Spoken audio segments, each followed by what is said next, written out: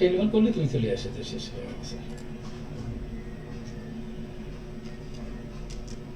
দ্বাদশ শ্রেণীর সুপ্রিয় ছাত্রছাত্রীবৃন্দ, আশা করি সবাই ভালো আছো। আমি মোহাম্মদ আব্দুল মুমিন খান, সহযোগী অধ্যাপক, গণিত বিভাগ, ঢাকা ইম্পেরিয়াল কলেজ। প্রিয় শিক্ষার্থীবৃন্দ, আজকে আমি উচ্চতর গণিত দ্বিতীয় পত্রের ষষ্ঠ অধ্যায় কণিক শীর্ষক একটি ক্লাস নেব। তোমরা জানো যে কণিক এই অধ্যায়ের তিনটি অনুশীলনী 6.1, 6.2 এবং 6.3। ইতোপূর্বে আমি 6.2 এবং 6.3 এই দুইটি অনুশীলনের উপরে আমি দুইটি ক্লাস নিয়েছি। সেই ভিডিওটি মাহি এডুকেয়ার হেল্পলাইন নামক ইউটিউবে সেটি প্রকাশ করা হয়েছে। আজকে আমি মূলত কণিকের 6.1 এই পরাবৃত্তির উপরে ক্লাস নেব। এবং ডিয়ার স্টুডেন্টস, তোমাদের অবগতির জন্য জানাচ্ছি যে কণিক চ্যাপ্টারটি অতীব গুরুত্বপূর্ণ একটি অধ্যায়, কারণ প্রতি বছর উচ্চ মাধ্যমিক পরীক্ষায় এই কণিক থেকে একটি সৃজনশীল প্রশ্ন এবং 10 মার্কের একটি সৃজনশীল প্রশ্ন এবং 3টি অথবা 4টি এমসিকিউ প্রশ্ন প্রণয়ন করা হয়। প্রিয় শিক্ষার্থীবৃন্দ, এই চ্যাপ্টারটি তোমরা মনোযোগ সহকারে করবে, তাহলে উচ্চ মাধ্যমিক পরীক্ষায় এই অধ্যায় থেকে 13 বা 14 নম্বর অবশ্যই পাবে। আজকের এই ক্লাস শেষে তোমরা কি কি জানতে পারবে সেটি আমি বেশ কিছু অঙ্ক আমি কম্পিউটারাইজড করেছি, সেগুলো আমি ধারাবাহিকভাবে এই 6.1 অর্থাৎ পরাবৃত্তর উপরে আমি ক্লাসটি নেব, সেটা তোমরা দেখতে পারবে। আমি প্রথমে এই কণিক কত প্রকার ও কি কি, কণিক জিনিসটা কি, কণিক কিভাবে চেনা যায়, এগুলোর যে সমীকরণ, এগুলো নিয়ে আমি আলোচনা করি পড়ে, তারপরে আমি কম্পিউটারে তোমাদের এই জিনিসগুলো ধারাবাহিকভাবে আলোচনা করব। কণিক, এই কণিকের তোমরা মনে রাখবে যে 6.1 এটি হলো পরাবৃত্ত, আর 6.2 এটি হলো উপবৃত্ত, আর 6.3 এটি হলো অধিবৃত্ত। এখন উপবৃত্ত ইংরেজিতে বলা হয় ইলিপস। সেই ইলিপসের অঙ্কগুলো আমি ইতিপূর্বে ইলিপস কাকে বলে এবং ইলিপসের যে 10টি সূত্র আছে সেই 10টি সূত্রগুলো বলে আমি অঙ্কগুলো করেছি। সেই ভিডিওটি তোমাদের আমি কিছুক্ষণ আগে বললাম যে মাহি এডুকেয়ার হেল্পলাইন ইউটিউবে সেটি আছে। এই উপবৃত্তটি চেহারা এরকম হয়। যদি a গ্রেটার দ্যান b হয়, a বড় না b বড় আমরা বুঝবো কিভাবে? জানি, উদাহরণ দিলাম x² by 25 plus y² by 9 সমান 1। x এর নিচে যা থাকে স্কয়ার বাদে, যেহেতু এখানে আছে 25, কত স্কয়ার করলে 25 হয়? 5 স্কয়ার, তাহলে এখানে a মানে 5। y² বাই y এর নিচে যা থাকবে স্কয়ার বাদে, সেটিকে আমরা বলি b। যদি এখানে 9 থাকে, কত স্কয়ার করলে 9 হয়? 3 স্কয়ার, তাহলে b মানে 3। a যদি b চাইতে বড় হয়, তখন তার ফিগারটা এরকম হবে। এই যদি a লেস দ্যান b হয়, তাহলে তার ফিগারটা এরকম হয়। এবং এর 10টি সূত্র আমি ইতিপূর্বে যে ক্লাসটি নিয়েছি, যে কেন্দ্রীয় স্থানাঙ্ক কি, বৃহৎ অক্ষের দৈর্ঘ্য কি, ক্ষুদ্র অক্ষের দৈর্ঘ্য কি, নিয়ামকের সমীকরণ কি। নিয়ামকের আরেক নাম হলো দ্বিঘাক্ষ, ইংরেজিতে বলা হয় ডিরেক্ট্রিক্স। তারপরে উৎকেন্দ্রিতা কত, উপকেন্দ্রিক লম্বের দৈর্ঘ্য কত, উপকেন্দ্রদ্বয়ের স্থানাঙ্ক কত, উপকেন্দ্রের আরেক নাম হলো ফোকাস। এই জিনিসগুলো আমি উপবৃত্তে তোমাদের আলোচনা করেছিলাম। অধিবৃত্ত চেনার উপায় কি? যে আমি বলেছিলাম যে উপবৃত্তর চেহারাটা এই মুরগির ডিমের মতো হয়। যদি a বড় হয়, b বি ছোট হয় তাহলে মুরগির ডিমটা মাটিতে পড়ে থাকলে যেমন আকার সেরকম হয়। এ যদি ছোট হয়, বি যদি বড় হয়, তাহলে মুরগির ডিমটা দোকানে যে কেসে বিক্রি করে দোকানে, সে কেসে অথবা ফ্রিজের ভিতরে যে তাক থাকে তাকে ডিম রাখলে যেমন হয় সেরকম আকার হয়ে যায়। একটা উপবৃত্তকেই ঠিক আগে সিদ্ধ করো, তারপর খোসা ছড়ায় ঠিক মাঝখান থেকে কাটো, কাটিয়ে এক পোর্শন ডাইনে সরাও আর এক পোর্শন বামে সরায় এরকম ঘুরিয়ে দিলে যে ফিগারটা হবে সেটি হবে অধিবৃত্ত। এবং ডিয়ার স্টুডেন্টস, তোমরা মনে রাখবে উপবৃত্ত আর অধিবৃত্তর সমীকরণের ভিতরে পার্থক্য হলো x square by a square, এখানে প্লাস ছিল উপবৃত্তের বেলায়, এখানে minus, y square by b square সমান 1। উপবৃত্ত যেমন দুই ধরনের আছে এবং সেটি নির্ভর করে a বড় না b বড়, বাট এই অধিবৃত্তের ইংরেজিতে বলা হয় হাইপারবোলা, হাইপারবোলার a বড় না b বড় এটা কোনো ফ্যাক্টর না। ফ্যাক্টর হলো x স্কয়ার যদি আগে থাকে, y স্কয়ার যদি পরে থাকে, তাহলে তার ফিগারটা হবে এরকম। এবং এ 12টি সূত্র আছে যে অধিবৃত্তের কেন্দ্রের স্থানাঙ্ক কি, আর অক্ষের দৈর্ঘ্য কত, ট্রান্সভার্স এক্সিস, অনুবন্ধী কনজুগেট এক্সিসের দৈর্ঘ্য কত, উৎকেন্দ্রিতা কত, উপকেন্দ্রিক ক্রমের দৈর্ঘ্য কত, উপকেন্দ্রিতার স্থানাঙ্ক কি, শীর্ষবিন্দুর স্থানাঙ্ক কি, তারপরে অ্যাজম্পটোটস অর্থাৎ অসীম তটরেখা, এই সমীকরণগুলো নিয়ে আমি ইতিপূর্বে এই 6.3 অর্থাৎ অধিবৃত্তের উপরে একটি ক্লাস নিয়েছি, সেটা ভিডিও আছে, তোমাদের অবগতির জন্য জানাচ্ছি। এখন যদি y স্কয়ার আগে থাকে,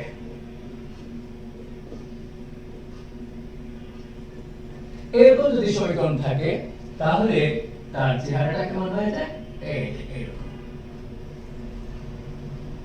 এটি একটা কথা বিশেষভাবে উল্লেখ্য যে উপবৃত্তের বেলায় অর্থাৎ 6.2 এই উপবৃত্তের বেলায় a আর b যদি পরস্পর সমান হয় তাহলে সেটি একটি বৃত্ততে পরিণত হয়। কিন্তু এই অধিবৃত্তের বেলায় যদি a আর b সমান হয়ে যায়, তাহলে এরকম বললাম x square by 9 minus y square by 9 সমান 1, তাহলে x square by x square minus y square সমান 9, অর্থাৎ x square minus y square সমান 3 স্কয়ার। অর্থাৎ a আর b যদি পরস্পর সমান হয়ে যায়, তখন সেই হাইপারবোলা বা অধিবৃত্তকে আমরা রেক্টাঙ্গুলার হাইপারবোলা বলি। এই কথাগুলো আমি আগে তোমাদের ক্লাস নিয়েছি, সেখানে বলেছিলাম। আজকে আমার মেইন উদ্দেশ্য হলো 6.1 অর্থাৎ পরাবৃত্তের উপরে ক্লাস নেওয়া। এখন পরাবৃত্ত চেনার উপায় কি? y স্কয়ার সমান 4ax, ম্যাথমেটিক্সে যদি কোনো সমীকরণকে y স্কয়ার সমান 4ax এরকম আকারে পরিণত করা যায়, তাকে আমরা পরাবৃত্ত বলবো। এবং প্রিয় শিক্ষার্থীবৃন্দ, তোমরা মনে রাখবে এই এর মান কখনো 0 হতে পারবে না। এর মান যদি 0 হয় তাহলে y মানে পরাবৃত্তের অস্তিত্ব থাকে না। এর মান আর একটা কন্ডিশন হলো সবসময় আমরা গ্রেটার দ্যান 0 ধরব। এই এর মানের উপর ভিত্তি করেই আমরা সবসময় গ্রেটার দ্যান 0 ধরব। তাহলে এই পরাবৃত্তকে আমরা 4 ভাগে ভাগ করি, অর্থাৎ 4 ক্যাটাগরির পরাবৃত্ত আছে। যেমন আমি কিছুক্ষণ আগে বললাম তোমাদের 2 ক্যাটাগরির উপবৃত্ত আছে, ইলিপস আছে, আর এখানে 2 ক্যাটাগরির আছে, x স্কয়ার আগে আর y স্কয়ার পরে, আবার y স্কয়ার আগে x স্কয়ার। এখানে সেরকম পরাবৃত্ত এর 4 ক্যাটাগরির অর্থাৎ 4 ফিগারের পরাবৃত্ত আছে।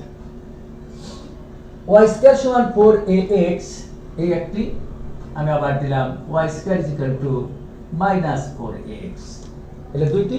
আর কি আছে x স্কয়ার সমান 4ay, x স্কয়ার সমান মাইনাস 4ay। এই 4 ক্যাটাগরির আমাদের পরাবৃত্ত আছে।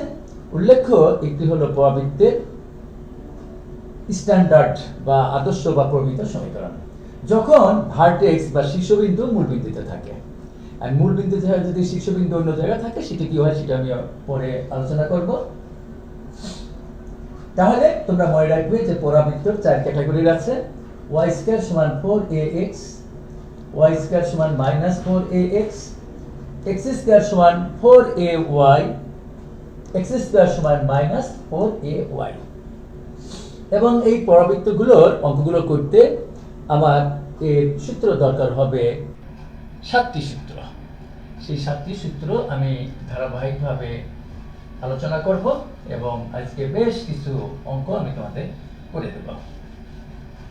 এখন ধরো আমি উদাহরণ দিলাম y স্কয়ার সমান 8x।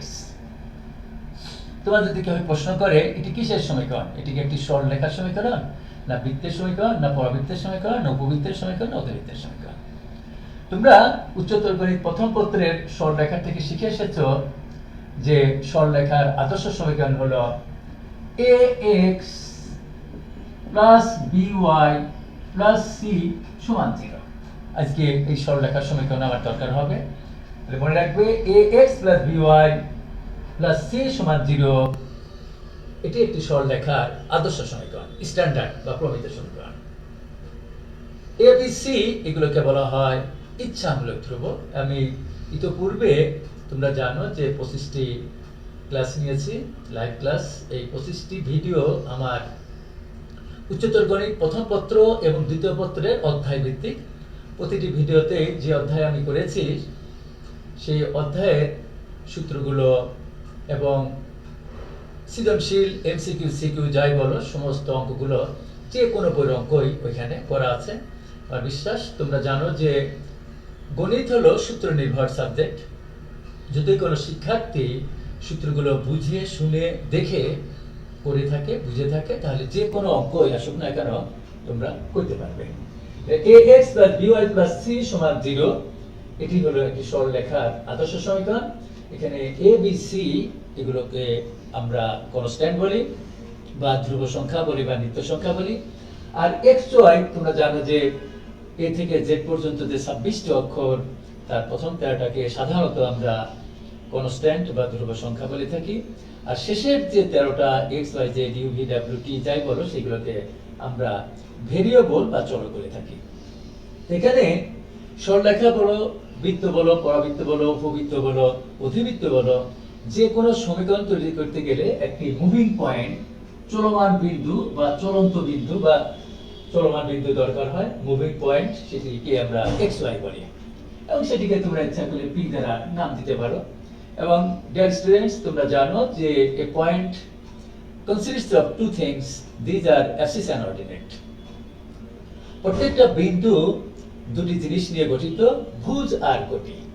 x এর মানকে বলা হয় ভুজ এবং y এর মানকে বলা হয় কোটি। যেমন আমি যদি বলি একটা বিন্দুর স্থানাঙ্ক 3,4, তাহলে বুঝে নিতে হবে যে এখানে x এর মান হলো 3, y এর মান হলো 4। x এর যে মান এই মানটিকে বলা হয় অ্যাবসিসা মানে ভুজ, আর ডানে যে মানটা থাকে সেটিকে বলা হয় কোটি, সেটিকে বলা হয় y এর মান। তো ভুজ এবং কোটি নিয়েই হলো একটা বিন্দু গঠিত। মনে রাখবে এগুলো আজকে আমার দরকার হবে। और y স্কয়ার সমান 4 into 2 into x। এখানে ফর্মুলার 4 আর x বাদে যা থাকে সেটিকে বলা হয় a। তোমরা বুঝতে পারছো এখানে a মানে হলো 2 এবং এই এর মান আমার 0 এর চাইতে বড় এনি রিয়েল নাম্বার হতে পারে। এর মান 2 হতে পারে, এর মান হাফ হতে পারে, এর মান 2/5 হতে পারে, এর মান 99 হতে পারে, এর মান 1/99 হতে পারে। কিন্তু সবসময় আমরা এই কণিকের ক্ষেত্রে যে এই a কে আমরা 0 এর চাইতে বড় অর্থাৎ আমরা ধনাত্মক বাস্তব সংখ্যা ধরব। আমি যদি উদাহরণ দেই y স্কয়ার সমান 3x, এটা কিসের সমীকরণ? তোমরা বলবে এটাও পরাবৃত্তের সমীকরণ।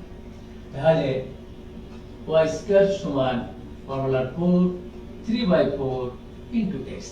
এখানে এই যে 3/4 এটিকেই আমরা a বলবো। আমি যদি উদাহরণ দেই y স্কয়ার সমান শুধু x, তাহলে এটা কিসের সমীকরণ? বলবে এটাও পরাবৃত্তের সমীকরণ। এখানে a মানে 1/4। আমি আরো উদাহরণ দেই y স্কয়ার সমান, আমি যদি দেই y স্কয়ার সমান -12x, তাহলে এটি বলবে y স্কয়ার সমান -4 * 3 * x। আচ্ছা, যদি মাইনাস থাকে তাহলে সেকেন্ড কাইন্ডের অর্থাৎ y স্কয়ারের যে চার ধরনের পরাবৃত্ত আছে, এই মাইনাস বাদে 4 আর x বাদে যা থাকে সেটিকে বলবে তোমরা a। তাহলে এখানে a মানে হলো 3। আমি যদি উদাহরণ দেই x স্কয়ার সমান 8y, তাহলে এটিও পরাবৃত্তের সমীকরণ, ফর্মুলার 4 * 2 * y। এখানে a মানে হলো 2। আমি যদি উদাহরণ দেই x স্কয়ার -25y, তাহলে এটাও পরাবৃত্তের সমীকরণ। এর x মাইনাসটা সামনে রাখবে, 25/4 * y। অর্থাৎ এখানে যেহেতু মাইনাস আছে, এটা একটা কাহিনী, এটা একটু পরে ফিগার দিয়ে বলবো। ফর্মুলার 4 আর y বাদে এখানে যা থাকবে সেটিকে বলা হয় a। তাহলে এখানে a মানে 25/4। তাহলে আমি যে একটি পরাবৃত্ত যখন তার শীর্ষবিন্দু মূলবিন্দুতে থাকে, সেটি আমি যাতে তোমরা সমীকরণ থেকে বলতে পারো যে এটা একটি পরাবৃত্তের সমীকরণ, সেটি আমি আলোচনা করলাম। y স্কয়ার সমান 4ax, এই কাইন্ডের যে পরাবৃত্ত এ কিভাবে বের করা হয় আমি এতক্ষণ দেখালাম। এই জাতীয় পরাবৃত্তের ফিগারটা হয় এরকম। এটি তোমরা মনে রাখবে y ও y প্রাইম। সবসময় আমরা এই যে এখানে অরিজিন মূল বিন্দুকে ও দ্বারা ডিনোট করি, কিন্তু এই পরাবৃত্তের বেলায় আমরা এখানে a দ্বারা ডিনোট করি, এটা মনে রাখবে। এবং প্রিয় শিক্ষার্থীবৃন্দ, যে যদি এখানে y স্কয়ার থাকে, ওই পাশে x থাকে, তাহলে 4 আর 4 বাদে আর x বাদে যা থাকে সেটিকে a। এই জাতীয় পরাবৃত্তের ফিগারটা হবে এরকম। এবং এখানে 7টি সূত্র আছে, সেই 7টি সূত্র আমি এক এক করে বলি। যে a, এটি আমি তোমাদের কম্পিউটারেও দেখাবো। a এটাকে বলা হয় ভার্টেক্স। এই ভার্টেক্স এর বাংলা অর্থ হলো শীর্ষবিন্দু। তাই তোমাদের মনে রাখতে হবে শীর্ষবিন্দুর স্থানাঙ্ক 0, 0। এগুলো আমি কম্পিউটারে তোমাদের দেখাবো। এখানে এইভাবে লিখে নেবা তোমরা যে পরাবৃত্তের শীর্ষবিন্দুর স্থানাঙ্ক 0, 0, পরাবৃত্তের শীর্ষবিন্দুর স্থানাঙ্ক 0, 0। একবার এগুলো বুঝে শুনে মুখস্থ করতে হবে। এই যে এই a কে বলা হয় ভার্টেক্স বা শীর্ষবিন্দু। যেমন এই যে দিস ইজ মাই ফিঙ্গার, আমি যদি তোমাদের বলি যে এটা আমার পা বা এটা আমার মাথা, এটা আমার কান, তাহলে কি হবে? কোনটাকে কান, কোনটা চোখ, কোনটা পা, এটা তোমাদের দেখে শুনে, কোনটা নাক, এটা কোনটা দেখে শুনে বুঝে করতে হবে এবং জানতে হবে। এ কে বলা হয় ভার্টেক্স, যার ইংরেজিতে বাংলায় বলা হয় শীর্ষবিন্দু। তাহলে তোমরা মুখস্থ করবে শীর্ষবিন্দুর স্থানাঙ্ক 0, 0। এই যে ফর্মুলা 4 আর এই x বাদে যে a থাকে, এটাকে বলা হয় উপকেন্দ্রের ভুজ। এবং প্রিয় শিক্ষার্থীবৃন্দ, এই জাতীয় পরাবৃত্তে আমার উপকেন্দ্র বা ফোকাস, ইংরেজিতে বলে ফোকাস, সেটিকে s দ্বারা ডিনোট করা হয়।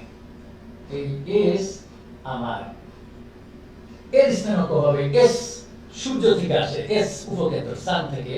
উপকেন্দ্রকে অনেক বইতে f লেখে, কিন্তু s আমানটা থেকে চলে আসে, s লেখে স্ট্যান্ডার্ড। এবং s হলো উপকেন্দ্র, তাই তোমরা মুখস্থ করবে উপকেন্দ্রের স্থানাঙ্ক 0, 0। মোট 7টা সূত্র, তার আমি 2টা বলে ফেললাম। এই উপকেন্দ্র দিয়ে যে রেখাটি যায়, সেই রেখাটিকে বলা হয় latus rectum, l, l prime. আমি আবার বলছি l, l প্রাইম। এই যে রেখাটি, এই রেখাটিকে বলা হয় লেটাস রেক্টাম বা উপকেন্দ্রিক লম্ব। কোন কোন ম্যাথমেটিশিয়ান তোমাদের বাজারে যে উচ্চতর গণিত দ্বিতীয় পত্রে প্রায় 16-17টা বই আছে, কোনো কোনো বইতে এটাকে বলছে নাভিলম্ব।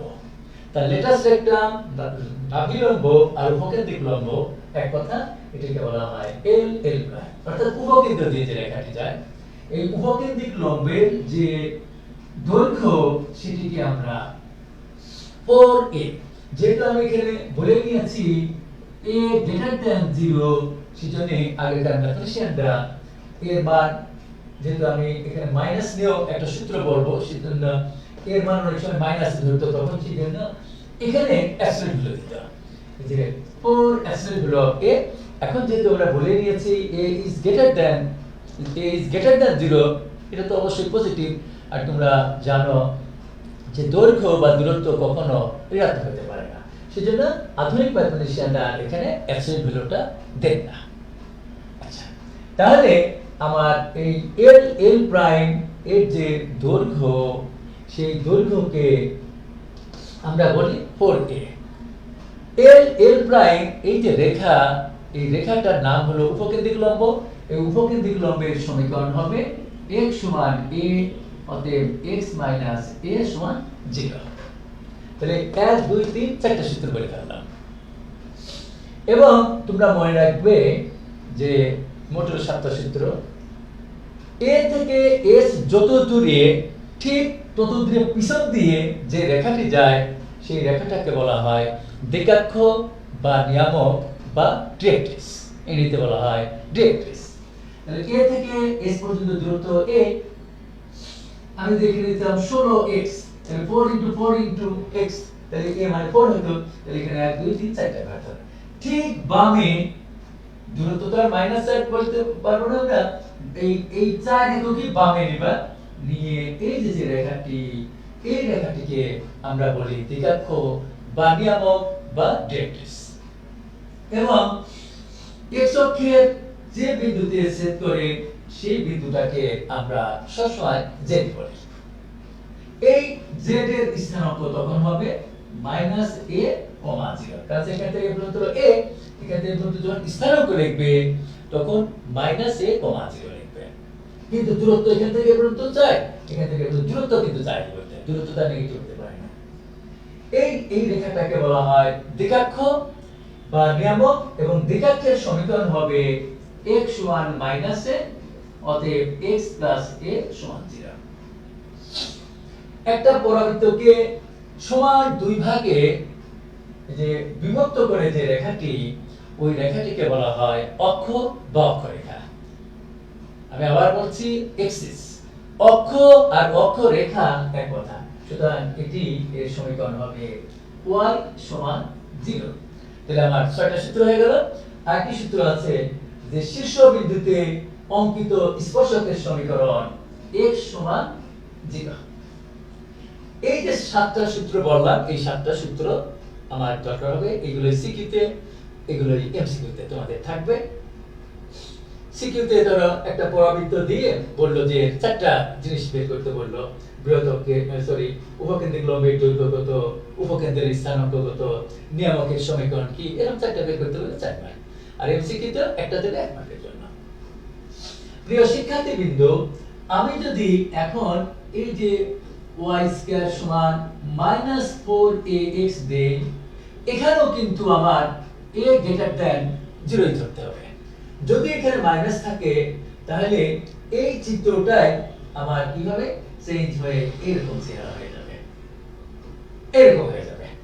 তখন এই সূত্রগুলোই শুধু আমার চিহ্ন কি হয়ে যাবে, এখানে -a, 0 হবে, এখানে 4a ঠিকই থাকবে, এখানে x সমান -a হবে, তাহলে অতএব x + a সমান 0 হবে, এখানে x = তখন প্লাস a হয়ে যাবে, আর তাহলে x - a সমান 0 হবে, আর এখানে y = 0, x = 0, এটা ঠিকই থাকবে। তাহলে আমি আবার তোমাদের স্মরণ করে দিচ্ছি যে y² সমান 4ax সব সময় ধরবে a is greater than 0, সেজন্য এর জন্য এই 7টা সূত্র।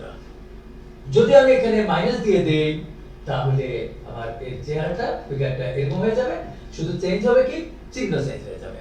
অর্থাৎ এখানে -a, 0 হবে, এখানে 4a থাকবে, দূরত্ব তো ঋণাত্মক হতে পারে না, x সমান মাইনাস a হবে, অথবা x প্লাস a সমান 0, x সমান এখানে মাইনাস এর জায়গা প্লাস a হয়ে যাবে, অর্থাৎ x মাইনাস a সমান 0 হয়ে যাবে। ওকে, এখানে আমি যে দুই ধরনের পরাবৃত্ত বললাম, এখন আরেক ধরনের পরাবৃত্ত আছে। যদি x স্কয়ার সমান 4ay, কোন ম্যাথমেটিশিয়ান এখানে a না দিয়ে b লেখেন, যেহেতু সেকেন্ড কাইন্ডের x এর উপর স্কয়ার ওই পাশে y, অনেক প্রফেসর আমি দেখেছি এখানে a না লিখে b লেখেন। কিন্তু প্রিয় শিক্ষার্থীবৃন্দ, তোমরা মনে রাখবে যে নোটেশন ইজ নট ম্যাথমেটিক্স। কোন সিম্বলকে, কোন প্রতীককে আমরা কখনো ম্যাথমেটিক্স করব না। সুতরাং এখানে a লেখো আর b লেখো আর b লেখো, কোনো ব্যাপার না। অর্থাৎ তোমার মনে রাখতে হবে, যেহেতু x এর উপর স্কয়ার আছে, এই পাশে y আছে, তাহলে এর ফিগারটা কেমন হবে? এরকম হয়ে যাবে, এর চেহারাটা এরকম হয়ে যাবে। এখন তোমরা এটাকে ভার্টেক্স বলবে। তাহলে যদি এই ধরনের আমার পরাবৃত্ত হয়, তাহলে আমি আগে যে 7টা সূত্র লিখে দিয়েছি, সেই 7টা সূত্রই যেখানে x আছে সেখানে y হবে, যেখানে y আছে সেখানে x হবে। এটি শুধু চেঞ্জ হয়, আর কোনো চেঞ্জ হয় না। অর্থাৎ এই শীর্ষবিন্দুর স্থানাঙ্ক সেই 0 0ই থাকবে। আর তখন এর উপকেন্দ্রটা হয় এখানে আমার এই y অক্ষের উপরে, সেজন্য লিখতে হয় 0,a 0,a, উপকেন্দ্রের স্থানাঙ্ক হবে 0,a। এই উপকেন্দ্র দিয়ে যে রেখাটি যায়, সেই রেখাটিকেই আমরা বলি লেটাস ভেক্টর। তাহলে l প্রাইম l, এটাকে আমরা উপকেন্দ্রিক লম্ব বলবো। উপকেন্দ্রিক লম্বের দৈর্ঘ্য সেই 4 থাকে, কোনো চেঞ্জ হয় না। উপকেন্দ্রিক লম্বের সমীকরণ তখন ছিল কি? x সমান a, এখন হবে x এর জায়গা y সমান a, অতএব y মাইনাস a সমান 0। এবং তোমরা বুঝতে পারছো, যেহেতু আমার উপকেন্দ্র উপরে, তাহলে দ্বিঘাক্ষ বা নিয়ামক বা ডিরেক্ট্রিক্স হবে নিচে, তখন তার সমীকরণ হবে y সমান মাইনাস a, অতএব y প্লাস a সমান 0। আর আমার তখন অক্ষরেখার সমীকরণ ছিল y 0, এখন হবে x 0। আর শীর্ষবিন্দুতে অঙ্কিত অক্ষের সমীকরণ তখন, অঙ্কিত স্পর্শকের সমীকরণ তখন ছিল x 0, এখন হবে y 0। এই 7টা সূত্র তোমাদের মনে রাখতে হবে। প্রিয় শিক্ষার্থীবৃন্দ, এখন যদি আমি x স্কয়ার সমান 4ay এর চেহারায় দেখো, আমি যদি লিখি x স্কয়ার সমান -4ay, তখন তার ফিগারটা হবে কি রকম? এই যে এরকম। তখন তার উপকেন্দ্র হবে এখানে, আর নিয়ামক হবে উপরের দিকে। তখন আমি এই যে 7টা সূত্র লিখলাম, সেই জায়গা যেখানে a ছিল সেখানে মাইনাস a দিতে হবে, আর যেখানে মাইনাস a সেখানে প্লাস a, আর কোনো চেঞ্জ হবে না। এই হলো আমার এই পরাবৃত্তের 4 ধরনের যে পরাবৃত্ত আছে তার বেসিক জিনিসগুলো। সংজ্ঞাগুলো আমি ফিগার আঁকলাম, সংজ্ঞাগুলো একটু পরে আমি কম্পিউটারে তোমাদের আবার দেখাবো। প্রিয় শিক্ষার্থীবৃন্দ, এই অধ্যায়ে আমার 3টি জিনিস আমার অবশ্যই মনে রাখতে হবে। তোমরা মনে রাখবে এস হলো উপকেন্দ্র, সবাই মুখস্থ করো, যে কার্টেসীয় সমতলে অবস্থিত এই যে নির্দিষ্ট বিন্দুটা ধরি এস, এই বিন্দুটাকে বলা হয় উপকেন্দ্র বা ফোকাস। সান থেকে, সূর্য থেকে, এসিয়ান সান থেকে এটা আসে সান, তাহলে এস দ্বারা ডিনোট করা হয় উপকেন্দ্র বা ফোকাস। এবং এই উপকেন্দ্র যে নির্দিষ্ট বিন্দু, এই নির্দিষ্ট বিন্দুটাকে বলা হয় আমার ফোকাস বা উপকেন্দ্র। আর তোমরা, আমি এসটা এখানে লিখলাম, এখানে একটি চলমান বিন্দু কল্পনা করো, মুভিং পয়েন্ট, এবং একটি নির্দিষ্ট রেখা কল্পনা করো, যে নির্দিষ্ট রেখা, সেই রেখাটাকে বলা হয় দ্বিঘাক্ষ বা নিয়ামক। আমি আবার বলছি যে নির্দিষ্ট বিন্দু, এই নির্দিষ্ট বিন্দু তার স্থানাঙ্ক যাই হোক, এই নির্দিষ্ট বিন্দুটাকে বলা হয় উপকেন্দ্র বা ফোকাস। এবং একটি মুভিং পয়েন্ট বা চলমান বিন্দু বা চলন্ত বিন্দু যে নেই সেটি হলো x y, সেটিকে p দ্বারা ডিনোট করা হয়। এবং যে নির্দিষ্ট রেখা তোমরা কল্পনা করবে সেই নির্দিষ্ট রেখাকে বলা হয় দিকাক্ষ বা নিয়ামক বা ডিরেক্ট্রিক্স। তাহলে আমার এই এই যে নির্দিষ্ট রেখা, এই নির্দিষ্ট রেখাটাকে তোমরা নিয়ামক বা দিকাক্ষ বলবে। তাহলে এই নির্দিষ্ট রেখার উপরে যে পারপেন্ডিকুলার ডিসটেন্স, যে লম্ব দূরত্ব, এই লম্ব দূরত্ব হলো pm। এখানে এই যে রেখাটা দেখতে পাচ্ছ, এই রেখাটাকে আমরা বলবো দিকাক্ষ বা নিয়ামক বা ডিরেক্ট্রিক্স। আর p একটা চলমান বিন্দু, আর s হলো একটা নির্দিষ্ট বিন্দু যাকে আমরা উপকেন্দ্র বা ফোকাস বলে থাকি, SP। এবং প্রিয় শিক্ষার্থীবৃন্দ, তোমরা জানো যে ম্যাথমেটিক্সে জ্যামিতিতে তিন ধরনের দূরত্ব আছে, যে একটা বিন্দু থেকে আরেকটা বিন্দুর দূরত্ব, অর্থাৎ বিন্দু বিন্দু দূরত্ব, একটা নির্দিষ্ট বিন্দু থেকে একটা রেখার উপরে পারপেন্ডিকুলার ডিসটেন্স, অর্থাৎ একটা নির্দিষ্ট বিন্দু থেকে একটা রেখার উপর দূরত্ব। রেখা বলতে আমরা সরলরেখা বুঝি, নয় বক্ররেখা। আর রেখা রেখার দূরত্ব, একটা রেখা থেকে আরেকটা রেখার দূরত্ব। তাহলে তিন ধরনের দূরত্ব আছে, যে বিন্দু বিন্দু, বিন্দু থেকে রেখা, আর রেখা থেকে রেখা। এখন S একটা বিন্দু, S বিন্দুর স্থানাঙ্ক আমাদের জানা থাকে, যাকে আমরা উপকেন্দ্র বা ফোকাস বলি। আর B হলো চলমান বিন্দু, এই দুটো বিন্দুর দূরত্ব আছে, সেই দূরত্ব হলো SP। আর P বিন্দু থেকে যে নির্দিষ্ট রেখা, যাকে দিকাক্ষ বা নিয়ামক বলা হয়, তার উপরে যে পারপেন্ডিকুলার ডিসটেন্স, যে লম্ব দূরত্ব, সেটাকে আমরা PM বলি। এবং ধরো আমার S থেকে P বিন্দুর দূরত্ব হলো 5 হাত বা 5 মিটার, 5 গজ, 5 মাইল, 5 ইঞ্চি, যাই বলো। এখানে আমি 5 দিলাম, 5 ইউনিট ধরো, একক। আর P থেকে যে দিকাক্ষের উপর যে পারপেন্ডিকুলার ডিসটেন্স, সেই লম্ব দূরত্ব, সেটিকে ধরো 10। তাহলে SP মানে 5, PM মানে 10। তাহলে 5 কে 10 দিয়ে ভাগ করলে হাফ হলো। এবং তোমরা মনে রাখবে যে এই যে SP বাই PM, এইটিকে আমরা E দ্বারা ডিনোট করি। E কে বলা হয় ইসেন্ট্রিসিটি, উৎকেন্দ্রিকতা বা বিকেন্দ্রিকতা। তাহলে বলবে E কাকে বলে? যে কোনো নির্দিষ্ট বিন্দু থেকে একটা চলমান বিন্দু দূরত্ব, এবং সেই চলমান বিন্দু থেকে একটা নির্দিষ্ট রেখার উপর, যাকে দিকাক্ষ বা নিয়ামক বলে, এর উপর লম্ব দূরত্ব, এই দুইটা জিনিসের অনুপাত একটি ধ্রুব সংখ্যা। এবং তোমরা জানো ratio is one kind of division. তাহলে আমি যদি বলি 1:3 সমান লেখা যায় 1/3। 1 কে বলা হয় পূর্ব রাশি, আর 3 কে বলা হয় উত্তর রাশি, সেটার অনুপাত পূর্ব রাশি উপরে চলে যায় উত্তর রাশি। তাহলে SP বাই PM, এই যে দুইটি দূরত্বর যে অনুপাত, একটি ধ্রুব সংখ্যা, এই ধ্রুব সংখ্যাকে E দ্বারা ডিনোট করা হয়, উৎকেন্দ্রিকতা বা বিকেন্দ্রিকতা বলে, ইসেন্ট্রিসিটি। এবং এই E এর মান আমি বললাম 5 কে 10 দিয়ে ভাগ করলে হাফ, তাহলে একের চাইতে ছোট হয়ে গেল। আচ্ছা, এমন কি হতে পারে না S থেকে P বিন্দুর দূরত্ব 5, P থেকে ওই নির্দিষ্ট রেখা বা দিকাক্ষের উপর যে লম্ব দূরত্ব, সেটাও 5। তাহলে 5 কে 5 দিয়ে ভাগ করলে 1 হলো, তাহলে এর মান 1 হতে পারে।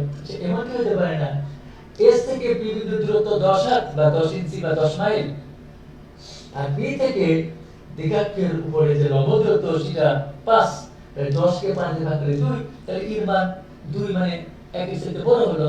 তাহলে তোমাদের মনে রাখতে হবে যে এর মান যদি 1 হয়, তাহলে আমার হবে পরাবৃত্ত, ইংরেজিতে বলা হয় পরাবৃত্ত। আর এর মান যদি 1 এর চাইতে ছোট, 0 এর চাইতে বড় হয়, তাহলে সেটি হবে উপবৃত্ত বা ইলিপস, যা আমি গত ভিডিওতে ক্লাস নিয়েছিলাম, ভিডিওতে আছে। এর মান যদি 1 এর চাইতে বড় হয় বলেছিলাম, তাহলে সেটি হবে 6.3 প্রশ্ন শিখিয়েছি, সেটা হলো হাইপারবোলা বা অতিবৃত্ত। এবং এই যে কনিক, এই কনিকের আমাদের এর মান 1 হলে পরাবৃত্ত, 1 এর চাইতে ছোট, 0 এর চাইতে বড় হলে উপবৃত্ত, আর প্রতিবৃত্ত হয় 1 এর চাইতে বড় হলে। এখানে 1 এর চাইতে বড় এই কথাটি আমরা এইভাবে লিখতে পারি, লেস দ্যান ইনফিনিটি। এবং এই কথাটি আমি তোমাদের অনেকবার বলেছি যে ইনফিনিটি কিন্তু কোনো সংখ্যা না, ইনফিনিটি শুধু একটা প্রতীক মাত্র। Infinity what is the value of infinity, plus infinity, minus infinity, এগুলোকে আমরা প্রতীক মাত্র বলি, এটা কোনো সংখ্যা না।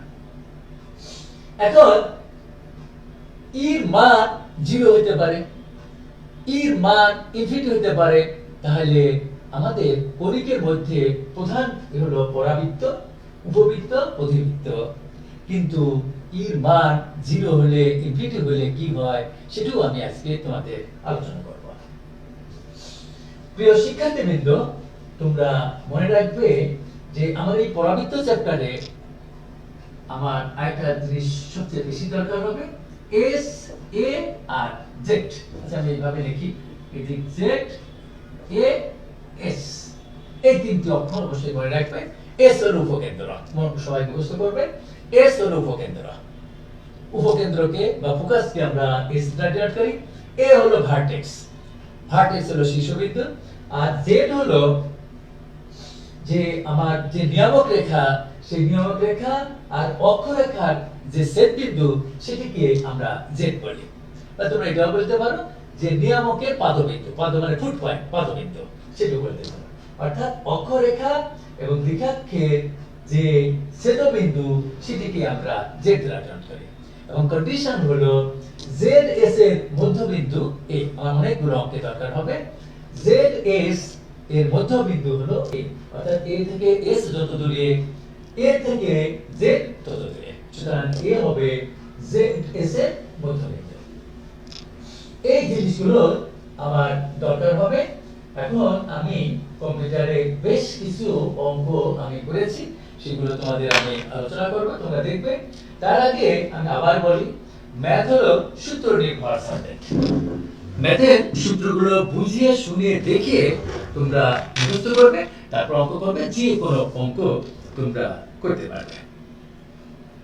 তার প্রিয় শিক্ষার্থীবৃন্দ, তোমরা এই যে আমার আজকের যে ক্লাসটা আমি নিচ্ছি কণিকের প্রথম এই 6.1, এর ক্লাস শেষে তোমরা কি কি শিখতে পারবে, জানতে পারবে, বুঝতে পারবে, সেটি হলো কণিক কাকে বলে, বিভিন্ন ধরনের কণিক, চিত্রের সাহায্যে কণিক উপস্থাপন, পরাবৃত্ত, পরাবৃত্তের আদর্শ বা প্রমিত বা স্ট্যান্ডার্ড ইকুয়েশন সমীকরণ, পরাবৃত্তের বিভিন্ন আকার, পরাবৃত্তের সাধারণ সমীকরণ, কোন সরলরেখা পরাবৃত্তের স্পর্শক হওয়ার শর্ত এবং স্পর্শ বিন্দুর স্থানাঙ্ক নির্ণয়। এত সংজ্ঞাত সংজ্ঞা, প্রয়োগ এবং এর সমস্যা সমাধান নিয়ে আমি আজকে আলোচনা করবো এবং তোমরা পাঠ শেষে এটা শিখতে পারবে। দেখো, যদি কেউ তোমাদের প্রশ্ন করে হোয়াট ইজ কণিক, কণিক কাকে বলে, তোমরা বলবে কোন কার্তেশীয় সমতলে একটি চলমান বিন্দু যদি এমন ভাবে চলে যে ওই সমতলস্থিত একটি স্থির বিন্দু থেকে দূরত্ব এবং একটি নির্দিষ্ট রেখা থেকে লম্ব দূরত্বের অনুপাত একটি নির্দিষ্ট ধ্রুবক, তবে ওই চলমান বিন্দুর সঞ্চারপথকে কণিক বলা হয়। এখন এসপি বাই পিএম আমি কিছুক্ষণ আগে বোর্ডে তোমাদের আলোচনা করেছি। ই, এই ই কে উৎকেন্দ্রিকতা বা বিকেন্দ্রিকতা বা ইসেন্ট্রিসিটি বলা হয়।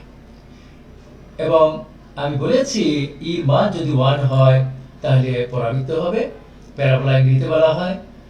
ই এর মান যদি 1 এর চাইতে ছোট, 0 এর চাইতে বড় হয় তাহলে উপবৃত্ত বা ইলিপস।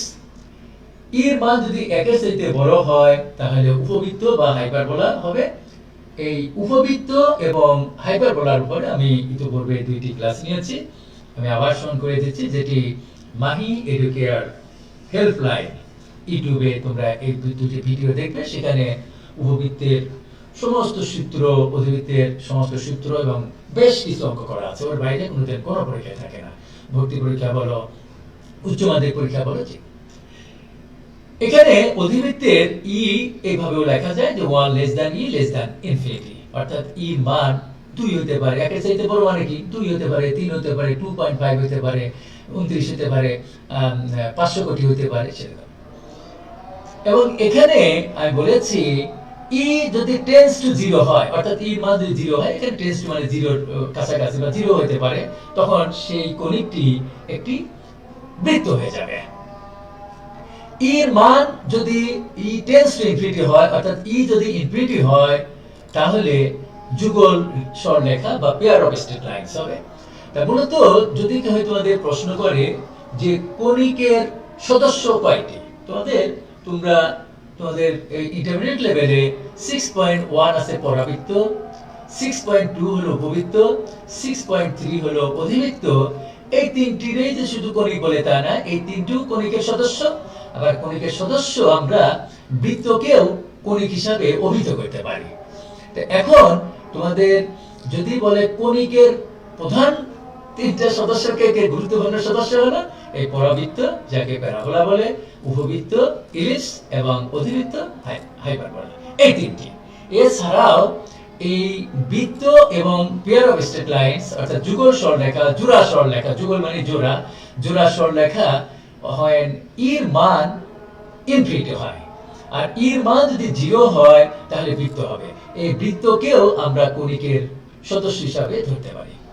আবার পেয়ার অফ স্ট্রেট লাইন, এটাকেও আমরা কণিকের একেবারে নাসরবান্ধা যদি হয় কণিকের সদস্য হিসাবে আমরা কল্পনা করতে পারি।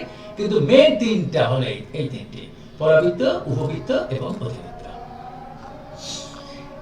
এই যে আমি কিছুক্ষণ আগে এইগুলোই বললাম যে যদি একটি সেট বিন্দু একটি সমতলে এমন ভাবে অবস্থিত হয় যে একটি নির্দিষ্ট বিন্দু একটি সরলরেখা হতে এদের, এখানে একটি র হবে, দেখতে পাচ্ছ এখানে র হবে, আজান দিচ্ছে, হ্যাঁ আমরা একটু দেরি করি।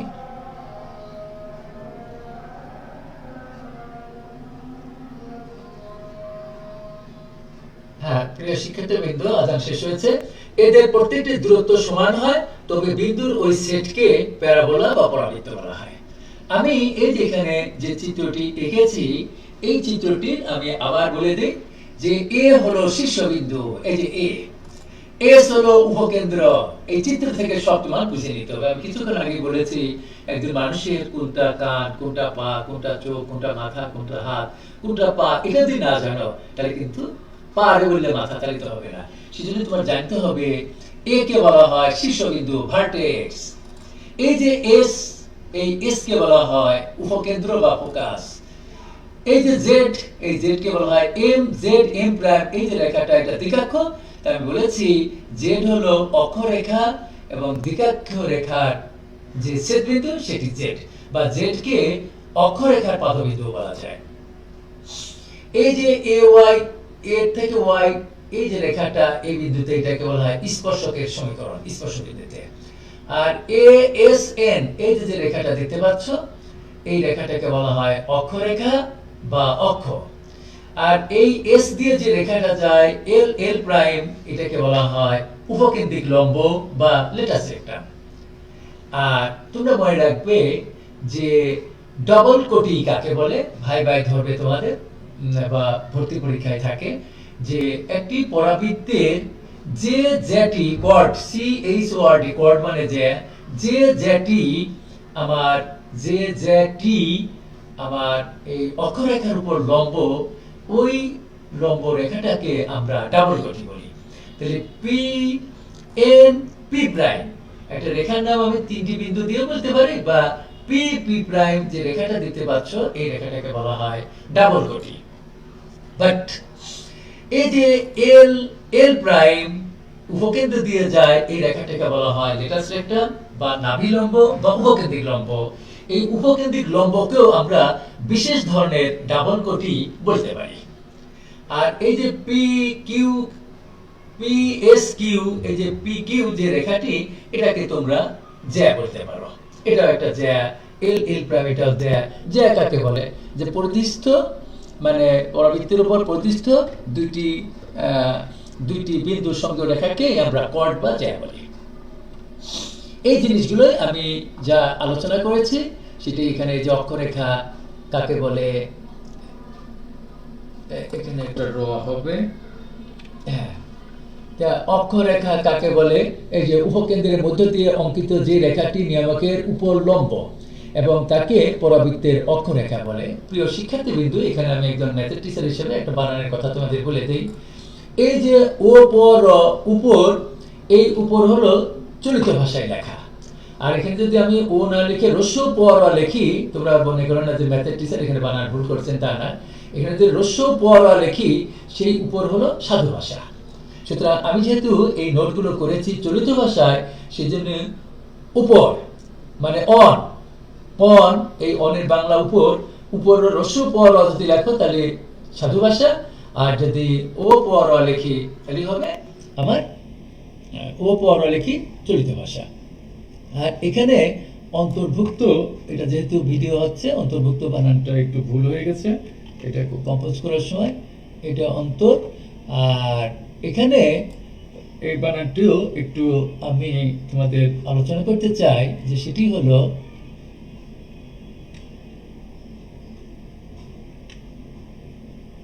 অন্তর্ভুক্ত। অন্তর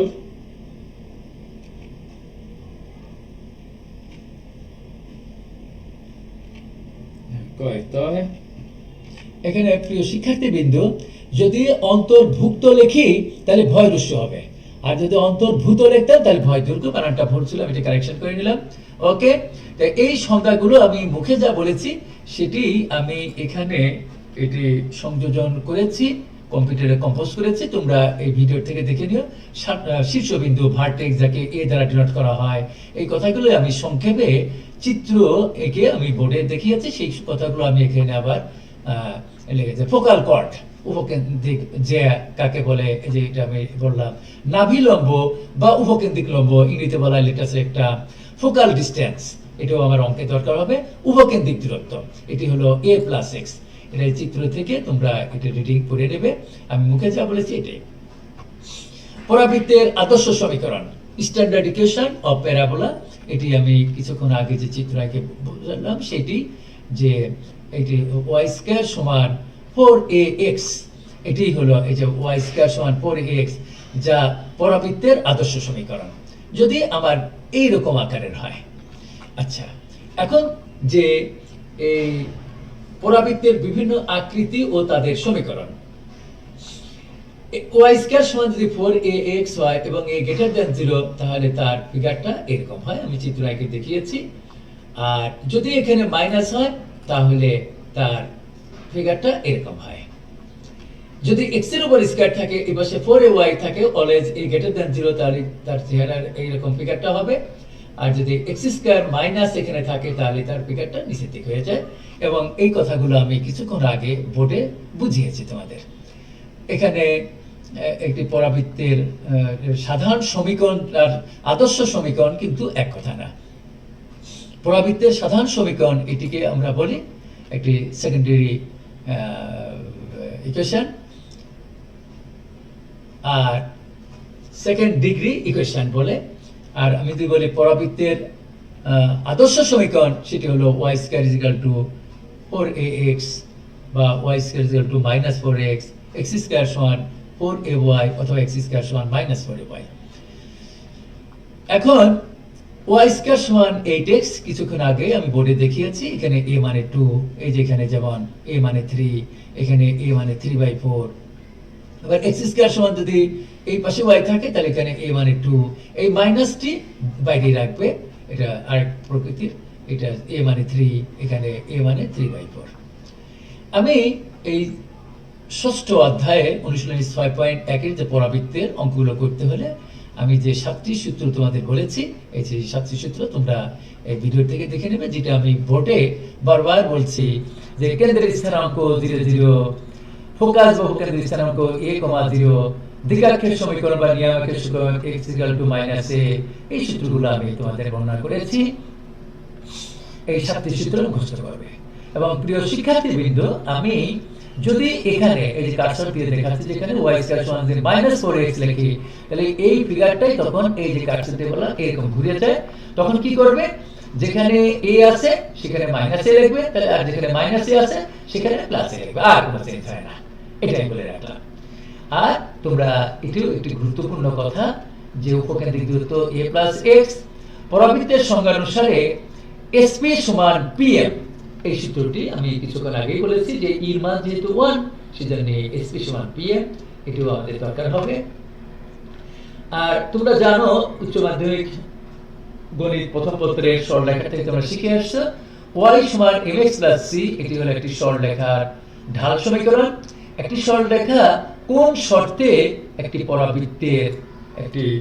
পরাবৃত্তের সমীকরণ হয় সেই সূত্রটি আমি এখানে লিখেছি, c a by m, এটা মুখস্থ করবে এবং স্পর্শবিন্দুর স্থানাঙ্ক a by m square 2a by m, এটা স্পর্শবিন্দু। আমি যে উপরে 7টি সূত্র বলেছি, এই 7টি সূত্রের ভার্টেক্স অর্থাৎ শীর্ষবিন্দু বা শীর্ষ যখন মূল বিন্দুতে থাকে, আর যদি আমার শীর্ষবিন্দু এইচ কে, অনেক প্রফেসর এইচ কে না লিখে আলফা বিটা লেখেন, আলফা বিটা লিখতে পারো, এবং অক্ষরেখা এক্স অক্ষের সমান্তরাল হয় এরূপ পরাবৃত্তের সমীকরণ তখন এটি তোমরা মনে রাখবে। আর শীর্ষবিন্দু যদি এইচ কে এবং অক্ষরেখা যদি ওয়াই অক্ষের সমান্তরাল হয় এরূপ পরাবৃত্তের সমীকরণ এটা মনে রাখবে তোমরা। এই সূত্রগুলো দরকার হবে। পরাবৃত্তের অক্ষ এক্স অক্ষের সমান্তরাল এরূপ পরাবৃত্তের সমীকরণ x সমান ay square plus by plus c, এবং বিশেষভাবে উল্লেখ্য এখানে এর মান কখনো 0 হতে পারবে না।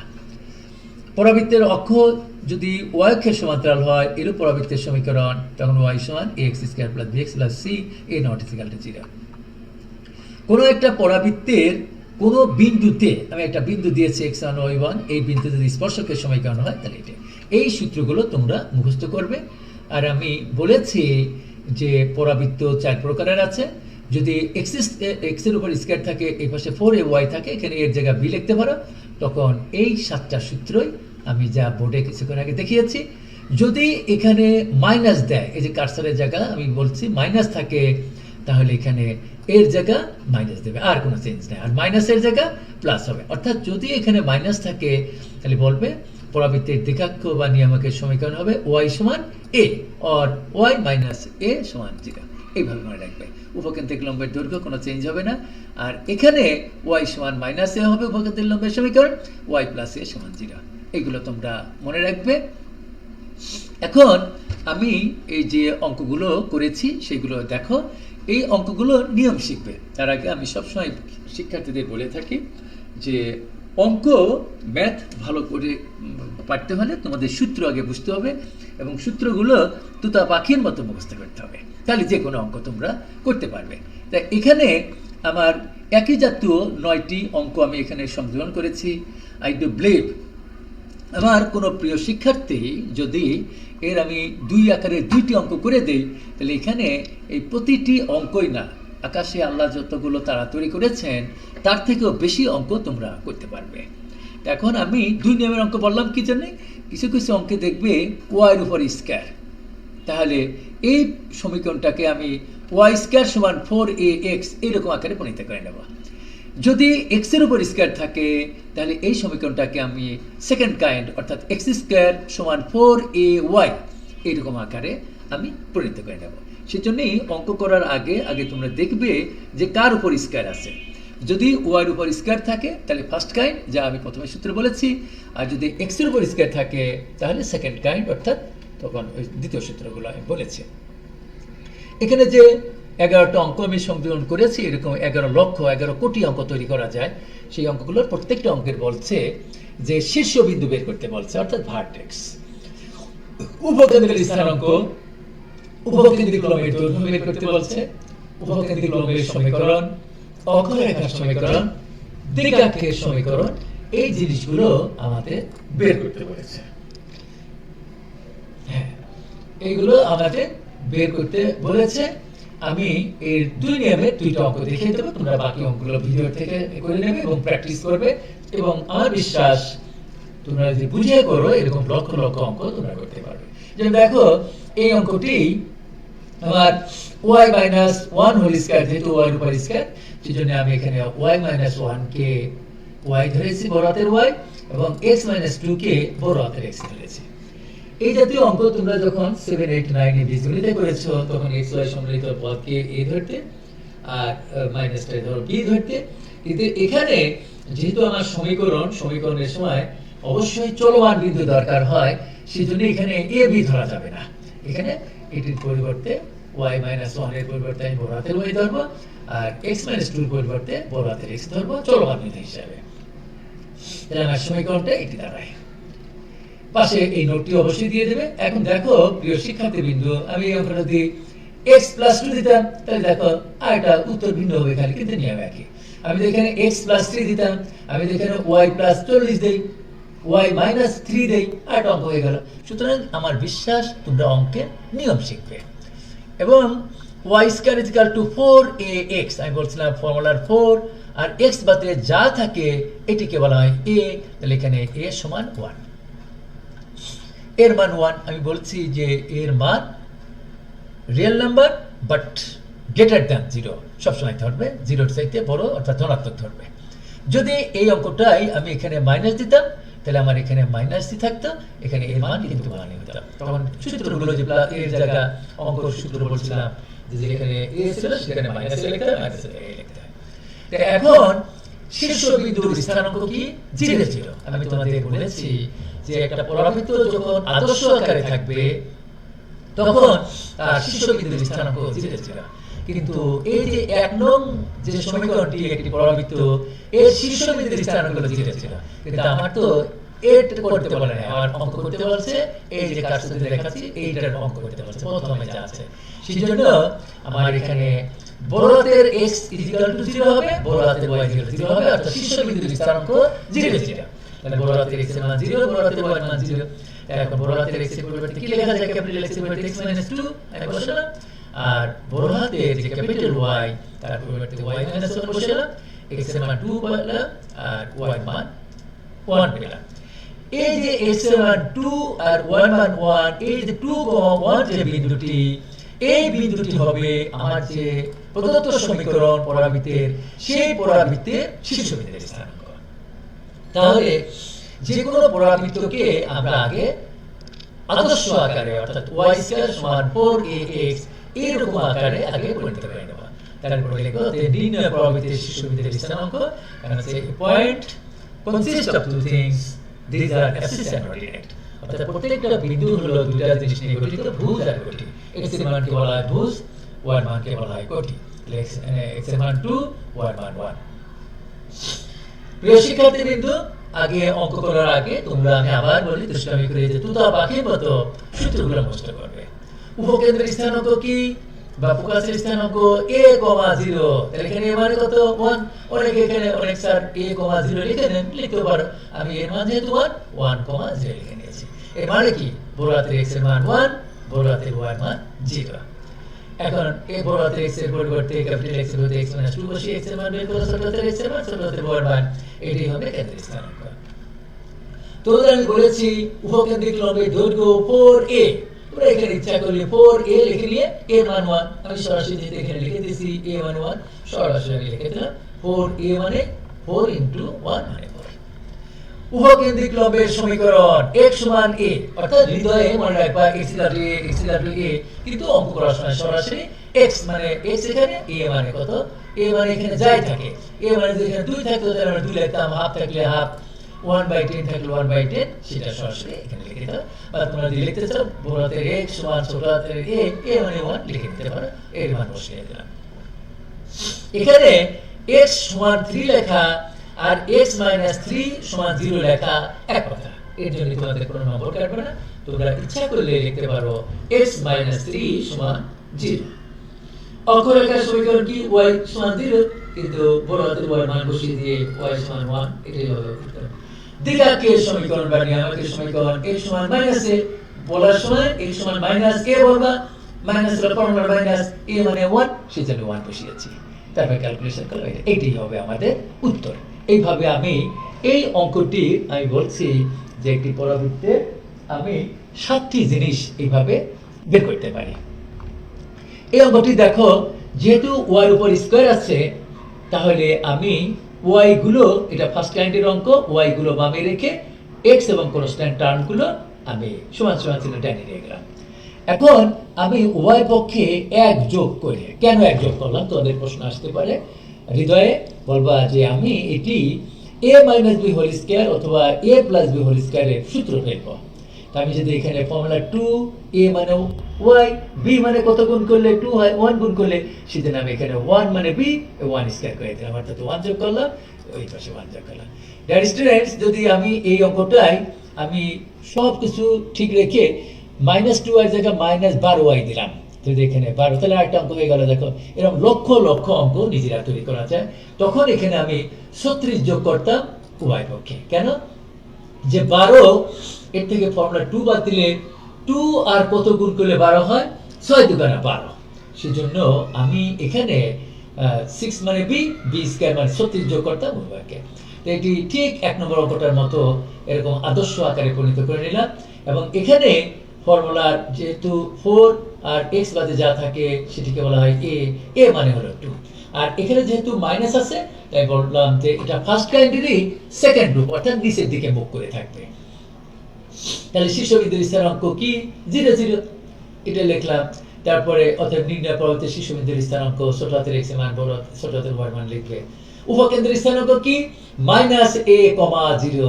আমি বলছিলাম তাহলে এই মাইনাস, এই যে যেহেতু এখানে মাইনাস আছে সেই জন্য এই মাইনাস, আর a মানে 2, এখানে তোমরা লিখে নিতে পারো -a,0 লেখা না, এর মান সরাসরি বসিয়ে দিয়েছি। এর হুবহু আগে যে অঙ্কটা করেছি সেইভাবেই করেছি, তোমরা ভিডিও থেকে দেখে নিও, আমি এটা সময় নষ্ট করব না, আর অনেক কথা বলবো।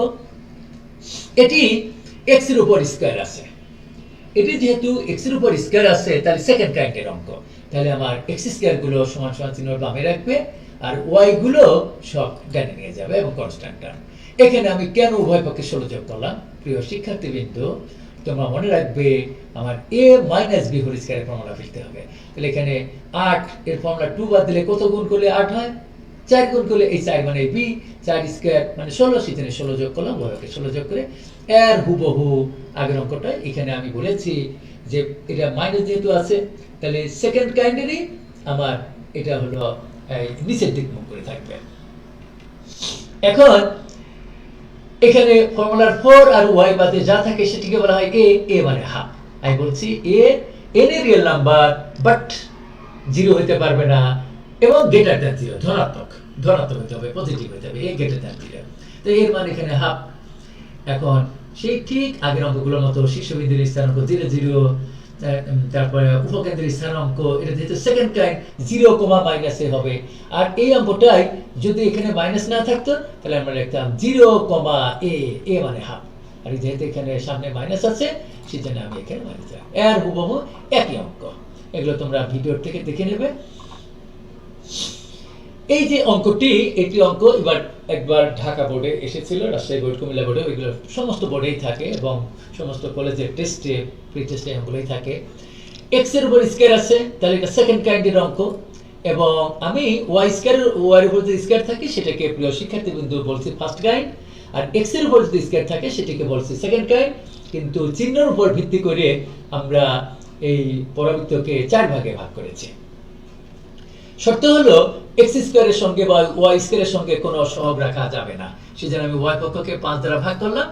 এরপর আমি উভয় পক্ষে 9/4 কেন যোগ করলাম? আমি বারবার একই কথা বলছি, আমার উদ্দেশ্য হলো 9a + b whole square 9a - b whole square formula. তো এখানে 3x, তাহলে 3 এর সঙ্গে ফর্মুলা 2 আর কত গুণ করলে 3 হয়? 3/2 গুণ করলে এই 3/2 মানে b, সেজন্য b স্কয়ার মানে 9/4, উভয় পক্ষে 9/4 যোগ করে সেই একই অঙ্ক এখানে ফর্মুলার 4 আর y বাদে যা থাকে সেটিকে বলা হয় a মানে কত? হাফ। তারপর হুবহু যে আগের অঙ্কটা করেছি সেইভাবে তোমরা এই অঙ্কগুলো করবে। এই অঙ্কগুলো পরীক্ষা অবশ্যই থাকে, ভিডিও থেকে দেখে নেবে। আমি এর পরবর্তী অঙ্কগুলো দেখাবো। এই অঙ্কটি আরেক কাইন্ডের অঙ্ক। y স্কয়ার সমান 16x পরাবৃত্তের উপরিস্থিত কোন বিন্দুর উপকেন্দ্রিক দূরত্ব বা ফোকাল ডিসটেন্স যদি 6 হয়, ওই বিন্দুর স্থানাঙ্ক নির্ণয় করা। দেখো প্রিয় শিক্ষার্থীবৃন্দ, আমি আবার বলছি যে অঙ্ক হলো সূত্র নির্ভর সাবজেক্ট। সূত্রগুলো বুঝে শুনে দেখে মুখস্থ করবে। আর হলো এখানে আমি y স্কয়ার সমান 16x আছে, এখানে আমি 12x দিলে দেখো আরেকটা অঙ্ক হয়ে গেল। আমি যদি 8x দেই আরেকটা অঙ্ক হয়ে গেল। যদি আমি 24x দেই আরেকটা অঙ্ক হয়ে গেল। যদি আমি 48x দেই আরেকটা অঙ্ক হয়ে গেল। সেজন্য এই অঙ্কটা দিয়ে আমি কোটি কোটি আকাশে যতগুলো তারা আছে তার থেকেও বেশি সংখ্যক অঙ্ক আমি তৈরি করতে পারি। এখানে উপকেন্দ্রিক দূরত্ব 6 আছে, আমি 8 দিতে পারি, আমি 12 দিতে পারি, আমি 50 দিতে পারি। এইরকম লক্ষ লক্ষ অঙ্ক তৈরি করা। সেজন্য আমার তোমাদের প্রতি, আমার স্নাতক ছাত্রদের প্রতি আমার উপদেশ নির্দেশনা হলো যে অঙ্ক তোমরা নিয়ম শিখবে। আমি সবসময় বলে থাকি যে আমি ভাত খাই ইংরেজি যে জানে, আমি রুটি খাই ইংরেজি অবশ্যই পারবে যদি রুটি ইংরেজি জানো। আর যদি রুটি ইংরেজি না জানো তাহলে ওই আইট রাইস আমি ভাত খাই, আইট রুটি করতেই তোমার জীবন চলে যাবে। সুতরাং অঙ্ক সূত্র নির্ভর সাবজেক্ট, ম্যাথ। সুতরাং তোমার ম্যাথ ভালো বুঝতে হলে, করতে হলে তোমাদের প্র্যাকটিস করতে হবে। তার আগে সূত্রগুলো বুঝে শুনে দেখে করবে। এখন দেয়া আছে y স্কয়ার সমান 16x, অনেকে আবার এইভাবে লেখে দেয়া আছে পরাবৃত্তের সমীকরণ, দরকার নেই। অঙ্কে কোনো সাহিত্য রচনা করার দরকার নেই। তাহলে এখানে ফর্মুলার 4 আর x বাদে যা থাকে সেটিকে বলা হয় a মানে 4, জেনে গেলে। কোন বিন্দু, তাই আমি ধরে নিলাম বিন্দুটির স্থানাঙ্ক xy, তাহলে উপকেন্দ্রিক দূরত্ব সমান কি হবে a প্লাস x। এটি হলো সূত্র। আমি সকল সূত্রগুলো আমি বলেছি যে আমি কম্পিউটারাইজড করেছি। তার দেখবা দ্বিতীয় পৃষ্ঠাতেই, দ্বিতীয় পৃষ্ঠা বা তৃতীয় পৃষ্ঠাতে এই সমস্ত সূত্র, অর্থাৎ 6.1 প্রশ্নার পরাবৃত্ত অঙ্কগুলো করতে হলে যে সূত্রগুলো দরকার হয় সেগুলো আমি কম্পিউটারাইজড ভাবে নিজেই কম্পোজ করেছি। এবং এই অধ্যায়ে যে কোনো বই, বাজারে যে ভালো ভালো লেখকের 13-14 রাইটারের বই আছে, যে কোনো বই অঙ্কই তোমরা করতে পারবে। আমি বললাম আমি এখানে y স্কয়ার সমান 16x দিয়েছি, এখানে আমি দিয়ে দিলাম 12x, 8x, এরকম লক্ষ লক্ষ অঙ্ক তৈরি করা যায়। এগুলো বিভিন্ন বইতে আছে, করতে পারবে। এই অঙ্কটি ঢাকা বোর্ডে এসেছিল, দুইবার এসেছে সাম্প্রতিক। এখন উপকেন্দ্রিক দূরত্ব a প্লাস x, এর মান 4 বসিয়ে দিলাম প্রশ্ন মতে। a প্লাস 4 প্লাস x সমান 16, এখান থেকে x এর মান বের করলাম। তোমরা যদি এই সমীকরণটার নাম 1 দিতে, তাহলে লিখতে x এর মান 1 নং সমীকরণে বসিয়ে পাই, দরকার নাই। y স্কয়ার সমান 60, সেখানে x এর মান বসিয়ে দিয়ে y এর মান আমি বের করলাম। এখানে তোমরা জানো যে √36 যদি থাকতো তাহলে 6 লিখতাম। এবং প্রিয় শিক্ষার্থীবৃন্দ, যে বর্গমূল কখনো ঋণাত্মক হতে পারে না। আমি অনেক শিক্ষার্থী প্রশ্ন করেছি যে √9 সমান +-3 না √9 সমান শুধু 3। অনেকেই বলে হয় +-3। মনে রাখবে যে বর্গমূল বলতে আমরা ধনাত্মক বর্গমূল বুঝি। √9 সমান কখনো +-3 হতে পারে না। বর্গমূল অর্থাৎ √9 সমান শুধু 3 হবে, +3। এখানে y স্কয়ার, এটা অমিশ্র দ্বিঘাত সমীকরণ। এখানে y এর দুটি মান আছে, প্লাস-মাইনাস আগে দেবে। √32 আর √32 ক্যালকুলেটরে করবে না, এটি আমাদের মুখস্থ বিদ্যায় যে কত আর কত গুণ করলে 32 হয়, 4 এটা 32, কিন্তু তা হবে না। এমন দুইটা জিনিস নিতে হবে যার কমপক্ষে একটি দিয়ে বর্গমূল করা যায়। 16 দুগুণে 32, √16 মানে 4। এখানে কিন্তু y দুইটা মান। অতএব নির্ণয় বিন্দুর স্থানাঙ্ক তোমরা জানো যে বিন্দু মানেই x, y এর মান।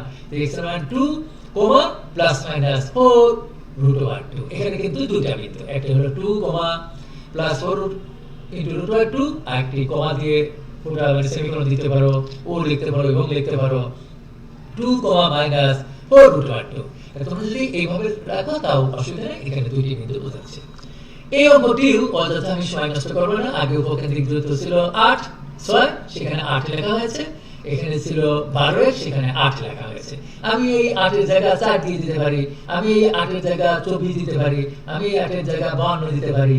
এরকম লক্ষ লক্ষ অঙ্ক তৈরি করা যায়। এটা আমি সময় নষ্ট করবো না। সেই একই ভাবে অঙ্কটি আমি এখানে করেছি। এই অঙ্কগুলো বিভিন্ন বোর্ডে এসেছে। এই অঙ্কটিও ঢাকা বোর্ড 2017 সালে ঢাকা বোর্ডের সৃজনশীলে এসেছিল।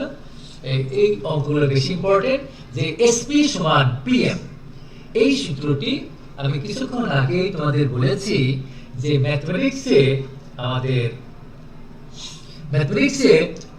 3 ধরনের দূরত্ব আছে। বিন্দু বিন্দু, একটা নির্দিষ্ট বিন্দু থেকে একটা রেখার উপর দূরত্ব, আর রেখা রেখা। তো এখানে SP সমান PM এই সূত্রটি কখন অ্যাপ্লাই করতে হয়? এখানে e মান 1 জানো, পরাবৃত্তের বেলায় e মান 1। এখানে যদি কখনো কোনো পরাবৃত্তের উপকেন্দ্র, যাকে আমরা S বলি বা ফোকাস, আর দ্বিঘাক্ষ বা নিয়ামক বা ডিরেক্ট্রিক্স, এই দুটা জিনিস দেয়া থাকে, তাহলে পরাবৃত্তের সমীকরণ নির্ণয় করার সময় SP সমান PM এই সূত্রটি ব্যবহার করতে হয়। তার আগে এই কথাগুলো লিখে নিতে হয় যে মনে করি পরাবৃত্তের উপর, এই উপর আমি আবার বলছি, আমি চলিত ভাষায় লিখেছি দেখে ও, আর যদি সাধু ভাষায় লেখো তাহলে রস্য পরা লিখতে হবে। যে কোনো বিন্দু পি এক্স ওয়াই এস -8 -2 তার উপকেন্দ্র এবং পি থেকে দিকাক্ষ এত এর উপর লম্ব দূরত্ব পিএম। তাহলে পরাবৃত্তের সংজ্ঞা অনুসারে এসপি সমান পিএম। কোন কোন প্রফেসর উভয় পক্ষে বর্গ করে নেন, এসপি স্কয়ার সমান পিএম স্কয়ার, আমি তা করি নাই। এখানে আমি এসপি মানে এস থেকে পি বিন্দুর দূরত্ব অ্যাপ্লাই করেছি এবং দূরত্বের সূত্র হলো ভুজদ্বয়ের অন্তরহল স্কয়ার প্লাস কোটিদ্বয়ের অন্তরহল স্কয়ার, সেই সূত্র ফেলেছি। আর এখানে তোমরা উচ্চতর গণিত প্রথম পত্রের সরলরেখার 3.7 প্রশ্নলয়ের সূত্র শিখে এসেছো, যা আমি উপবৃত্ত এবং পরাবৃত্ত 6.2 এবং 6.3 প্রশ্নলার যে ভিডিওটি আছে সেখানে বলেছিলাম যে perpendicular distance from a fixed point to any straight line, অর্থাৎ একটা নির্দিষ্ট বিন্দু থেকে কোনো রেখার উপর যদি লম্ব দূরত্ব বের করতে চাও তাহলে আমার এই সূত্র ফেলতে হয় যে এই জিরো বাদে এই সমীকরণটি, সরলরেখার সমীকরণটি লিখবে, অ্যাবসলিউট ভ্যালু দিবে, x এর পরিবর্তে এখানে x ই বসবে, y এর পরিবর্তে y বসবে, বাই √, x এর সহকার square, a square plus b square. এটি হলো সূত্র। করে তোমরা দেখতে পাচ্ছ এই অঙ্কগুলো আমি যেহেতু আগে 6.2 প্রশ্নলা এবং 6.3 প্রশ্নলা অনেকগুলো অঙ্ক করেছি, একইভাবে ক্যালকুলেশন করবে, y পক্ষে বর্গ করবে, করে এইগুলোর একটা সেকেন্ডারি ইকুয়েশনের লেখা নিয়ম হলো আগে x স্কয়ার, তারপরে xy, তারপরে y স্কয়ার, তারপরে x, তারপরে y, তারপরে কনস্ট্যান্ট। পরাবৃত্তের বেলা আমার এখানে যেহেতু এই যে জিনিসটু x square plus 4xy plus 4y square এর পরিবর্তে x প্লাস 2y বলেছিলাম, আমি লিখেছি। প্রিয় শিক্ষার্থীবৃন্দ, যদি না লেখো অসুবিধা নেই, এইটুকু লিখে রাখতে পারো। আমি সূত্র পড়ে দেখে এরকম করেছি, না করলেও অসুবিধা নেই, আবার করলেও অসুবিধা নেই। ওকে, অর্থাৎ উত্তর শেষের লাইন না লিখে যদি লেখো x square plus 4xy plus 4y square plus 116x plus 2y plus 259 সমান 0, যা নির্ণয় পরাবৃত্তের সমীকরণ, সেটি হয়। এই অঙ্কটিও এর হুবহু একই। এখানে 3x প্লাস 4y সমান 1 আছে, এই 1 কিন্তু বামে নিয়ে আসতে হবে, অর্থাৎ সমান 0 আদর্শ আকারে পরিণত করে নেবে। আমি কিছুক্ষণ আগেই বলেছি যে একটি সরলরেখার আদর্শ সমীকরণ হলো ax plus by plus c সমান 0। সুতরাং এখানে c মানে 1 না, c মানে -1। তাই এখানে সেইভাবেই sp সমান pm আগের অঙ্কটার মতো আমি করেছি।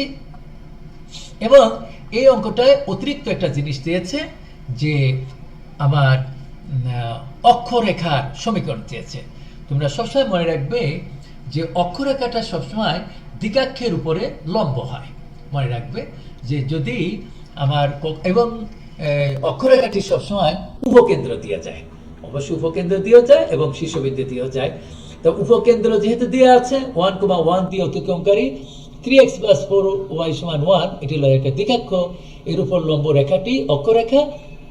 এবং তোমরা জানো যে একটি রেখা যদি দেয়া থাকে সেই রেখার উপর লম্ব রেখার সমীকরণ, তখন কি করতে হয়, x এর সহগ y এর দিতে হয়, y এর সহগ x এর দিতে হয়। আর এখানে যদি প্লাস থাকে, সহগ বলতে চিহ্ন বাদে, এখানে চিহ্ন বাদে নিতে হবে, প্লাস থাকলে এখানে মাইনাস হয়, প্লাস কে। এই 1টা বামে -1 থাক প্লাস 1 থাক, ওর কোনো দাম নাই, প্লাস কে সমান 0। এখানে কে একটি ইচ্ছামূলক ধ্রুবক, আরবিট্রারি কনস্ট্যান্ট বা অবাধ ধ্রুবক বা অনির্ধারিত ধ্রুবক বা ভেরিং কনস্ট্যান্ট, অনেকগুলো নাম আছে। এবং আমি আমার যে ইতোপূর্বে 25টি ভিডিও অধ্যায় ভিত্তিক উচ্চতর গণিত প্রথম পত্র এবং দ্বিতীয় পত্রের যে 25টি ভিডিও আমি করেছি, প্রতিটি ভিডিওতেই আমি বলেছি যে ম্যাথমেটিক্সে আমাদের দুই ধরনের কনস্ট্যান্ট বা ধ্রুবক ব্যবহার হয়। একটি হলো ইচ্ছামূলক ধ্রুবক বা ভেরিং কনস্ট্যান্ট বা আরবিট্রারি কনস্ট্যান্ট বা অনির্ধারিত ধ্রুবক। আরেক ধরনের কনস্ট্যান্ট আছে যা কোনোদিন চেঞ্জ হয় না, যেমন পাই, যেমন ই, এগুলোকে বলা হয় অ্যাবসলিউট কনস্ট্যান্ট বা পরম ধ্রুবক। তা প্রিয় শিক্ষার্থী বিন্দু, এখানে কে কে বলা হয় ইচ্ছামূলক ধ্রুবক। এই কে এর মানটা যেহেতু 1 নং রেখাটি 1,1 বিন্দু দিয়ে যায়, উপকেন্দ্র দিয়ে যায়, কে এর মান বের করে এই কে এর মানটা 1 নং সমীকরণে বসিয়ে দিলাম। তোমরা লিখতে পারো কে এর মান 1 নং সমীকরণে বসিয়ে পাই, এগুলো ইন্টারমিডিয়েট লেভেলে সাহিত্য রচনা দরকার নাই। অতএব অক্ষরেখার নির্ণয় সমীকরণ এটি। এই অঙ্কটিও তোমরা ভিডিও থেকে দেখে নিও। কোটি মানে ওয়ার মান, ওই বিন্দুর উপকেন্দ্রিক দূরত্ব চেয়েছে। উপকেন্দ্রিক দূরত্বর সূত্র হলো a প্লাস x। তাহলে আমি বিন্দুটির স্থানাঙ্ক এক্স ওয়াই ধরে নিলাম, কোটি মানে ওয়ার মান জানি, এক্স এর মান বের করে নিলাম, আর যে পরাবৃত্তর সমীকরণ দেওয়া আছে সেই পরাবৃত্তর ফর্মুলার 4 আর এক্স বাদে যা থাকে সেটিকে বলা হয় এ। আমি আবার বলছি, আজকের এই 6.1 প্রশ্নমালা পরাবৃত্তের বেলায় আমার এর মান কখনো 0 হতে পারবে না এবং 0-র চাইতে বড় হতে হবে, গ্রেটার দ্যান 0, কোনো ঋণাত্মক আমরা ধরবো না। ওকে, যে জন্যই আমাদের এই এর মানের উপর ভিত্তি করেই আমরা চিহ্নর উপর ভিত্তি করে এই পরাবৃত্তকে 4 ভাগে ভাগ করেছি। এটাই হলো উপকেন্দ্রিক দূরত্ব a প্লাস এক্স। এই অঙ্কটিও খুবই সোজা অঙ্ক, আগে আমি করেছি। এখানে পির মান বের করে নিয়েছি, বিন্দু মানে এক্স আর ওয়ান মান সিদ্ধ করে এই পরাবৃত্তটি, এটি তোমরা ভিডিওর থেকে দেখে নিও, খুব ইম্পর্টেন্ট অঙ্ক। এখন যদি কখনো কোনো পরাবৃত্তের দুটি জিনিস উপকেন্দ্র, মানে যাই বলেছিলাম যে 3টি চিহ্ন বেশি মনে রাখবে, একটি হলো শীর্ষবিন্দু যাকে এ দ্বারা ডিনোট করা হয়, আরেকটি হলো উপকেন্দ্র যাকে এস দ্বারা ডিনোট করা হয়। তাহলে এখানে উপকেন্দ্র হলো আবহমান কাল থেকে চলে আসছে, ফোকাস বা উপকেন্দ্রকে এস দ্বারা ডিনোট করা হয়, আর শীর্ষবিন্দুকে বা শীর্ষবিন্দু এক কথা এ দ্বারা ডিনোট করা হয়। আর হোয়াট ইজ জেড? জেড হলো শীর্ষবিন্দু এবং দ্বিকাক্ষ ও অক্ষের ছেদবিন্দু। দ্বিকাক্ষ আর নিয়ামক এক কথা, নিয়ামক রেখা নিয়ামক এক কথা, নিয়ামক ও অক্ষরেখার ছেদবিন্দুকে জেড বলা হয়, বা জেড হলো দ্বিকাক্ষের পাদবিন্দু। হ্যাঁ, জেড হলো দ্বিকাক্ষের পাদবিন্দু। হ্যাঁ, দ্বিকাক্ষের পাদবিন্দু, দ্বিকাক্ষের পাদবিন্দু। ওকে, তাহলে এই জাতীয় অঙ্ক বলছে পরাবৃত্তের দ্বিকাক্ষের সমীকরণ বা নিয়ামকের সমীকরণ বের করতে এই অঙ্কগুলো দুইটি নিয়মে করা যায়। আমি এখানে 8 নম্বর অঙ্কটা যেভাবে করেছি সেভাবে করলে এটা হলো ঢাল পদ্ধতিতে, অর্থাৎ ঢাল বের করে করেছি। এভাবে তোমরা করলে নম্বর পাবে, এটা ভিডিওর থেকে দেখে নিও। আমার কাছে ভালো লাগে এই যে দ্বিতীয় পদ্ধতি, এই পদ্ধতিতে আমি তোমাদের সাজেস্ট করি করবে, এটা ভালো, আমার কাছে ভালো লাগে যে কে সাপোজ পদ্ধতি কে ধরে। তো এখানে অঙ্কটি আমি অতি দ্রুত দেখিয়ে দিই, এরপরে আরো কথা আছে। মনে করি পরাবৃত্তটির উপকেন্দ্র এস, উপকেন্দ্রকে এস দ্বারা ডিনোট করা হয়, শীর্ষবিন্দু এ এবং দ্বিকাক্ষ ও অক্ষের ছেদবিন্দু জেড, এটা তো জানোই তোমরা। যেহেতু এস জেড এস এর মধ্যবিন্দু, তাহলে আমরা মধ্যবিন্দুর স্থানাঙ্ক কিভাবে বের করি? ভুজদ্বয়ের যোগ করে 2 দিয়ে ভাগ আর কোটিদ্বয়ের যোগ করে 2 দিয়ে ভাগ, এইভাবে আমি জেড এর স্থানাঙ্ক বের করে নিলাম। অক্ষরেখা অর্থাৎ এ এস রেখার সমীকরণ তোমরা জানো যে দুইটি বিন্দুর সংযোগ রেখার সমীকরণ হলো x বিয়োগ x1, x1 minus x2, y বিয়োগ y1, y1 মাইনাস y2। এই সূত্রটি তোমরা উচ্চতর গণিত প্রথম পত্রের 3.5 প্রশ্নমালায় শিখে আসছো, যে দুইটি বিন্দুর সংযোগ রেখার সমীকরণ। সেইভাবে আমি রেখাটা তৈরি করলাম। তাহলে এটি হবে আমার অক্ষরেখার সমীকরণ। অক্ষরেখার উপর লম্ব যে রেখাটি জেড দিয়ে যায় সেটি হলো আমার দ্বিকাক্ষ বা নিয়ামক। সুতরাং পরাবৃত্তের দ্বিকাক্ষ হলো অক্ষের উপর লম্ব এবং জেড বিন্দুগামী। What is Z? আমি কিছুক্ষণ আগে বলেছি, জেড হলো দ্বিকাক্ষ বা নিয়ামকের পাদবিন্দু, ফুট পয়েন্ট, অথবা বলতে পারো নিয়ামক এবং অক্ষরেখার যে ছেদবিন্দু সেটিকেই আমরা জেড বলি। ধরি এত রেখার উপর লম্ব, এরূপ রেখার সমীকরণ তোমরা জানো যে এখানে এই যে ওয়াই সহগ 3 সেই এক্স এর কাছে যাবে, এক্স এর সহগ 3 এর কাছে যাবে চিহ্ন বাদে, আর এখানে যেহেতু চিহ্ন প্লাস আছে সেজন্য মাইনাস হলো, আর এখানে +1 থাক -1 থাক, প্লাস কে সমান 0। এটি তোমরা সরলরেখাতে শিখে এসেছো। এখানে কে একটি ইচ্ছামূলক ধ্রুবক। এই কে এর মান বের করেছি কিভাবে? যেহেতু 1 নং রেখাটি এত বিন্দু দিয়ে যায়, এখন কে এর মান বের করে, এবং কে ইচ্ছামূলক ধ্রুবক, কে এর মান যা ইচ্ছা হতে পারে, সেই কে এর মান এখানে -43, এইটা বসিয়ে দিলাম। তোমরা লিখতে পারো এখানে কে এর মান 1 নং সমীকরণে বসিয়ে পাই। তো দরকার নেই সরাসরি লেখা হতে, দ্বিকাক্ষের নির্ণয় সমীকরণ এটা, বা নির্ণয় দ্বিকাক্ষের সমীকরণ। ওকে, এই অঙ্কটি খুবই ইম্পর্টেন্ট। ঢাকা বোর্ডে এই যে একটা অঙ্ক 2016 সালে এসেছে, এই অঙ্কগুলো অবশ্যই বেশি করে করবে। যে y সমান ax square plus bx plus c পরাবৃত্তটির শীর্ষ 1, -3 বিন্দুতে অবস্থিত এবং এটি 0,7 বিন্দু দিয়ে অতিক্রম করে abc এর মান নির্ণয় করো। প্রিয় শিক্ষার্থী বিন্দু, এই অঙ্কটি কোন কোন বছর এরকম দেয়, এখানে y না দিয়ে এখানে x দিল আর এখানে লিখলো ay square plus by plus c সমান 0, আর কোনো চেঞ্জ হলো না, তাহলে কিন্তু 8টা অঙ্ক হয়ে গেল। এরকম তোমরা, আমি আবার বলি, অঙ্ক বুঝে শুনে দেখে সূত্র মুখস্থ করে তারপর করবে। উত্তর দিচ্ছি আমি। প্রদত্ত পরাবৃত্তের সমীকরণ দেয়া আছে, এটা y সমান x square plus bx plus c, 1 নম্বর নাম দাও, যার অক্ষরেখা y অক্ষের সমান্তরাল। এই সূত্রগুলো আমি আগে বলেছি। দেয়া আছে প্রদত্ত পরাবৃত্তের শীর্ষবিন্দু 1, এবং অক্ষরেখা y অক্ষের সমান্তরাল, সুতরাং এরূপ পরাবৃত্তের সমীকরণ হবে কি? ওই যে সূত্র বলছিলাম, x minus h whole square plus 4a into y minus k, সেই এখানে h মানেই হলো 1 আর k মানে হলো -3, সেই সূত্রটা আমি সরাসরি অ্যাপ্লাই করেছি। এখানে আমি যখন সূত্র লিখি সেখানে লিখেছিলাম ছোট হাতের a, কিন্তু এখানে আমি বড় হাতের a লিখেছি কেন?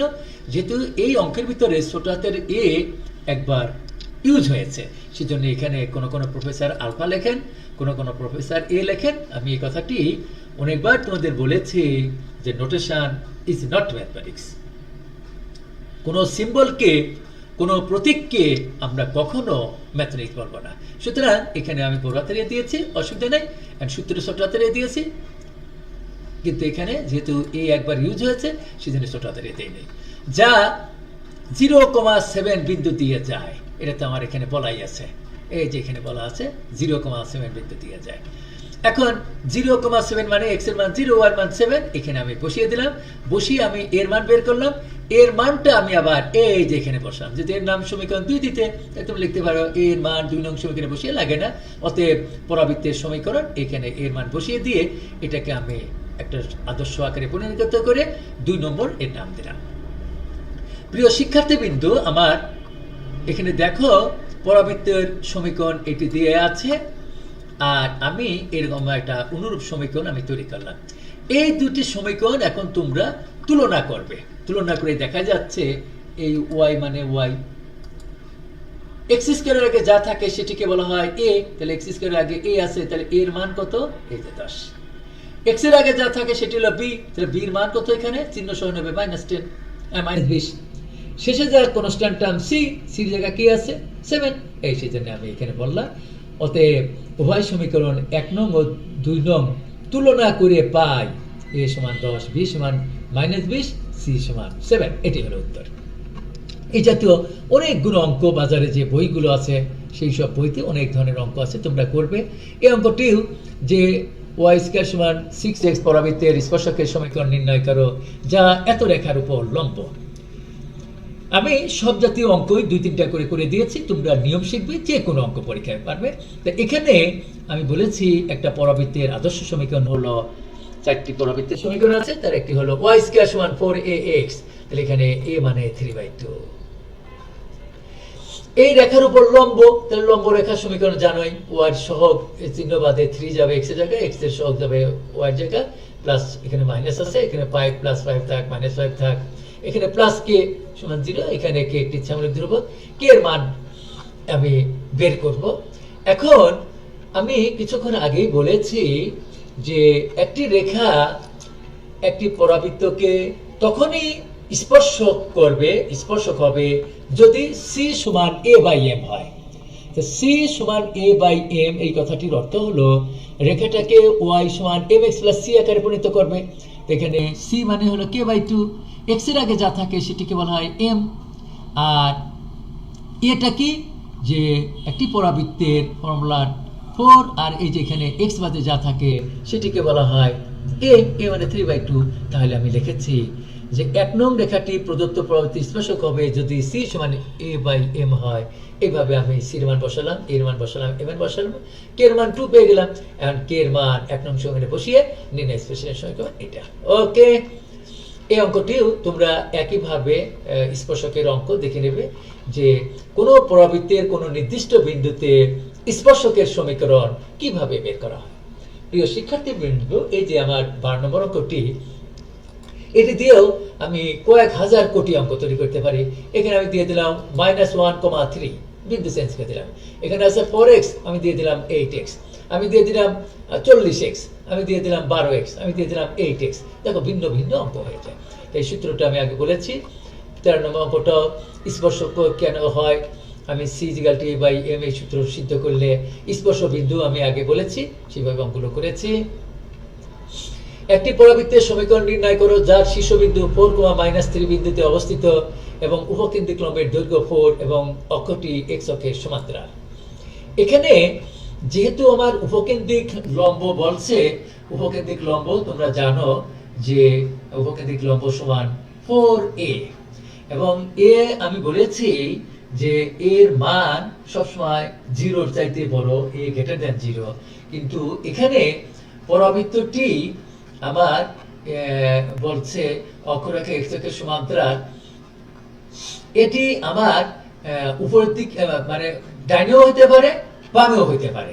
সেজন্য আমার এখানে চিহ্নটি আমার বলে নাই যে ডাইনে তাহলে হতো প্লাস, বামে মাইনাস, কিন্তু যেহেতু এখানে বলে নাই সেজন্য আমার এখানে প্লাস মাইনাস এইটি দিয়ে নিতে হবে। যদি প্লাস মাইনাস না দাও তাহলে একটি উত্তর হয়। সুতরাং আমার এখানে প্রিয় শিক্ষার্থীবৃন্দ, এখানে অবশ্যই তোমরা প্লাস মাইনাস দিয়ে করবে, তার উপকে দেখলাম এর মান বের করে এখানে বসিয়ে দেবে। এভাবে রাখলে চলে। তারপর ক্যালকুলেশন করিয়ে যেন y + 3 হোল স্কয়ার সমান y স্কয়ার + 6y + 9, তারপর এখানে 4 দিয়ে গুণ করে সেভাবে করলেও না করলেও চলে। এই অঙ্কটিও তোমরা ভিডিও থেকে দেখে নেবে। এটাও এই ধরনের অঙ্ক আমি আগেও বলেছি যে আর এখানে আমার এখানে x - h হোল স্কয়ার সমান 4a * y - k, কিন্তু এখানে আমি সূত্র লেখার সময় প্লাস দিয়েছি, কিন্তু এখানে মাইনাসটা কেন লিখলাম?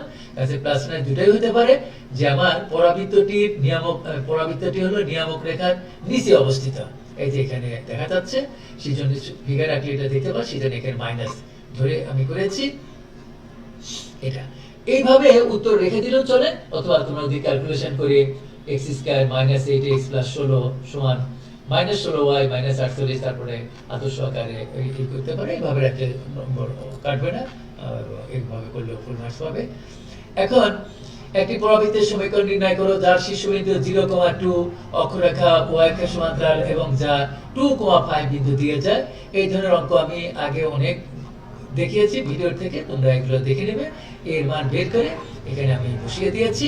এইভাবে এই 4y - 8 গুণ করলে হয়, এভাবে রেখে দিলে কোনো অসুবিধা নেই।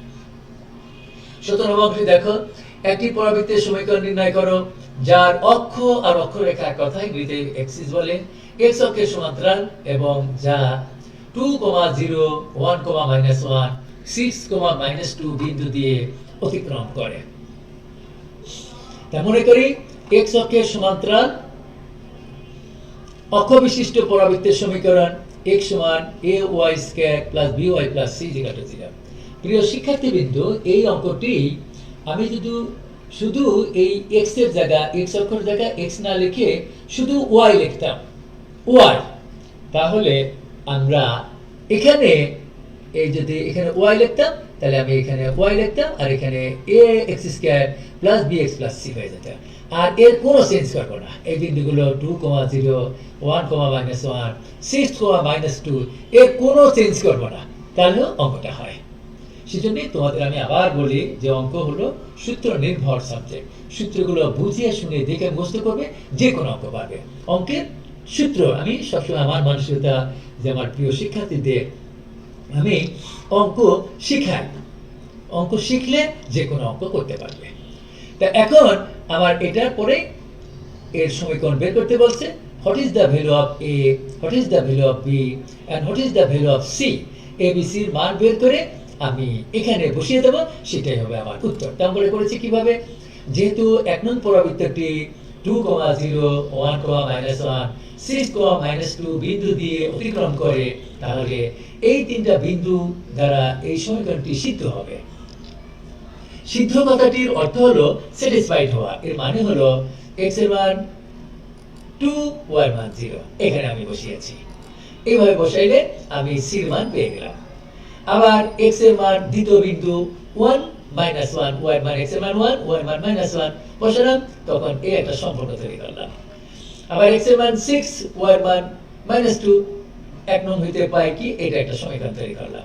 করে আমি 3 নং থেকে যদি 2 নং বিয়োগ করি তাহলে এর মান পেয়ে গেলাম।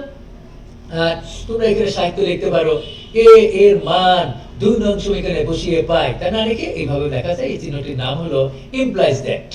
তাহলে এর অর্থ হলো এর মান আমি 2 নং এ বসিয়ে বি এর মান পেয়ে গেলাম 4। এ বি ও সি এর মান 1 নং সমীকরণে বসিয়ে নির্ণেয় উপবৃত্তের সমীকরণ কি হবে?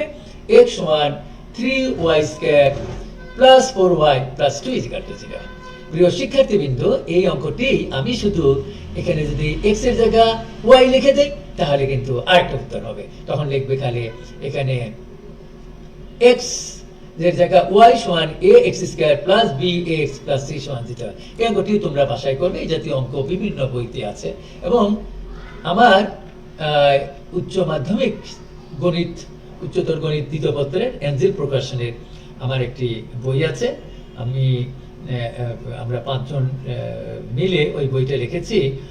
ঢাকা ইম্পেরিয়াল কলেজের আমি এর সাথে যুক্ত আছি। এঞ্জেল প্রকাশনের ওই বইটি তোমরা ইচ্ছা করলে দেখতে পারো। সেখানে অনেকগুলো অঙ্ক আমি উদাহরণে করে দিয়েছি। বাস্তব সংখ্যা বলো, জটিল সংখ্যা বলো, তারপর গতিবিদ্যার, তারপর বহুপদী, দ্বিঘাত সমীকরণ, আবার এই কণিকেরও এই আমার যে ভিডিও দেখতে পাচ্ছ এই ধরনের অঙ্কগুলো আমার বইতে অনুশীলনীতে ছাড়াও উদাহরণে আমি অনেকগুলো অঙ্ক সংযোজন করেছি এবং নিজে করে দিয়েছি। এই অঙ্কটি তোমরা বাসায় x অক্ষের জায়গা y অক্ষ লিখে করবে, আরেকটা উত্তর হয়ে যাবে। এই একই নিয়মে করবে। এরও একটি পরাবৃত্তের সমীকরণ নির্ণয় করো যার উপকেন্দ্র 2,5 বিন্দুতে অবস্থিত এবং x সমান 4 রেখাটি এর শীর্ষবিন্দুতে স্পর্শ করে। এবং তোমরা মনে রাখবে যে আমি কিছুক্ষণ আগেই তোমাদের বলেছি যে পরাবৃত্তের বেলায় 3টি জিনিস সবসময় মনে রাখবে। একটি হলো what is Z, what is A and what is S. S হলো উপকেন্দ্র, মনে রাখবে। এ হলো শীর্ষবিন্দু ভার্টেক্স এবং জেড হলো নিয়ামক রেখার পাদবিন্দু, অথবা বলতে পারো নিয়ামক বা দিগাক্ষ ও অক্ষরেখার ছেদবিন্দুকে আমরা জেড বলি। এখানে তোমরা সবসময় মনে রাখবা উপকেন্দ্র হতে দিগাক্ষের উপর লম্ব দূরত্ব শীর্ষবিন্দুতে স্পর্শক এর লম্ব দূরত্বের দ্বিগুণ। এই সূত্র ধরে আমি দূরত্বের সূত্র অ্যাপ্লাই করে অঙ্কটা করেছি। এখানে কে এর মান দুইটা হয়েছে, তো আমার দিগাক্ষ হয় x + 2 = 0 অথবা x - 6 = 0। কিন্তু এখানে যে কন্ডিশন দিয়েছে, যেহেতু আমার এখানে বলা আছে যে উপকেন্দ্র হলো 2,5, তাহলে আমার এখানে এই আমার x + 2 এই যে x অর্থাৎ x সমান -2 এই নিয়ামকটা বা এই দ্বিঘাক্ষ সমীকরণ এই ক্ষেত্রে হতে পারে না। সেজন্য এটা বাদ হয়ে যায়। আমার দ্বিঘাক্ষ তো আর এই ক্ষেত্রে দুটা হতে পারে না। দ্বিঘাক্ষের সমীকরণ অ্যাকসেপ্টেবল হলো x - 6। এখন এরপরে আমি সূত্র ফেলেছি SP সমান PM। SP সমান PM এই সূত্রটি ফেলে আমি এখানে তোমরা জানো যে একটি সরলরেখার আদর্শ সমীকরণ হলো ax + by + c সমান 0। এখানে a মানে x এর সহগ 1, কিন্তু y এর সহগ হলো আমার 0, সেজন্য এখানে আর 0 স্কয়ার লিখে নাই। আর c মানে হলো -6। সেভাবে এই উত্তরটা আমি করেছি। প্রিয় শিক্ষার্থীবৃন্দ, এতক্ষণ যে অঙ্কগুলো আমি করলাম এই অঙ্কগুলো তোমরা এই ভিডিওটা দেখে এই ষষ্ঠ অধ্যায়ের অনুশীলনী 6.1 এর পরাবৃত্তের অনেকগুলো অঙ্ক আমি এখানে সংযোজন করেছি এবং এই অঙ্কগুলোর পাশে সলভ করে উত্তরগুলো লিখে দিয়েছি। তোমরা এগুলো প্র্যাকটিস করবে। যেমন আমার 1 নম্বর অঙ্কটা ছিল y - 1, সেখানে y 1 এর জায়গায় 2 দিয়েছি। এখানে ছিল 8 এর জায়গা 4, এখানে 4, 8 এর জায়গা 4 ছিল, 4 এর জায়গা 8 দিয়েছি। এখানে ছিল x + 1, সেখানে x - 1 4 দিলাম, অসুবিধা কি? এইভাবে অঙ্কগুলো অনুকরণ করে এই অঙ্কগুলো তোমরা অবশ্যই প্র্যাকটিস করবে এবং যথাযথভাবে প্র্যাকটিস করে উত্তর হলো কিনা পাশে উত্তর দেওয়া আছে, এগুলো তোমরা উত্তরগুলো মিলিয়ে দেখবে যে তোমার প্র্যাকটিসের জন্য এই অঙ্কগুলো আমি সংযোজন করেছি। কিন্তু আই ডু বিলিভ 2 নিয়মের 2টা অঙ্ক করার পরে, অর্থাৎ ওয়ার উপর স্কয়ার থাকলে এক ধরনের পরাবৃত্ত আর এক্সের উপর স্কয়ার থাকলে আরেক ধরনের পরাবৃত্ত, এক্স স্কয়ার উপর থাকলে সেটাকে আমরা দুইভাবে আবার ভাগে বিভক্ত করি, একটা হলো পজিটিভ, একটা নেগেটিভ সাইডে, আবার ওয়ার উপরে যদি স্কয়ার থাকে একটি ডান সাইডে একটা বাম সাইডে, অর্থাৎ পজিটিভ নেগেটিভ হিসাবে মোট পরাবৃত্তকে আমরা 4 শ্রেণীতে বিভক্ত করি। এই অঙ্কগুলোই আমি কিছুক্ষণ আগে যে আলোচনা করেছি সেখানে এই অঙ্কগুলোই করা আছে, শুধু সেখানে ছিল 3x স্কয়ার, এখানে 5x স্কয়ার। তারপরেও practice makes a man perfect. অঙ্কগুলো প্রিয় শিক্ষার্থীবৃন্দ অবশ্যই প্র্যাকটিস করবে। এই যে অঙ্কটাই ঢাকা বোর্ড 2016 সালে এসেছে। আমি যে অঙ্কটা করে দিয়েছি 0,7 ছিল, এখানে হলো 0,5 আছে, অসুবিধা কি? আমার এখানে ছিল -3,4 আর এখানে আছে -2,3, একই অঙ্ক। সুতরাং practice makes a man perfect, practice করবে। এখানে তোমরা এইভাবে আমার বিশ্বাস অঙ্কগুলো তোমরা সুন্দরভাবে এই যে অঙ্কগুলো আমি সংযোজন করেছি এই অঙ্কগুলো দেখবে। আর আমি বলি প্রথম দুইটা ক্লাস নিয়েছি, একটি ক্লাস নিয়েছি 6.2 পরাবৃত্তের উপরে, উপবৃত্তের উপরে ইলিপস। তারপরের ক্লাসটি নিয়েছি অধিবৃত্ত 6.3 হাইপারবোলার উপরে, এবং আজকের যে ক্লাসটি নিলাম এটি হলো 6.1 প্যারাবোলা পরাবৃত্তের উপরে।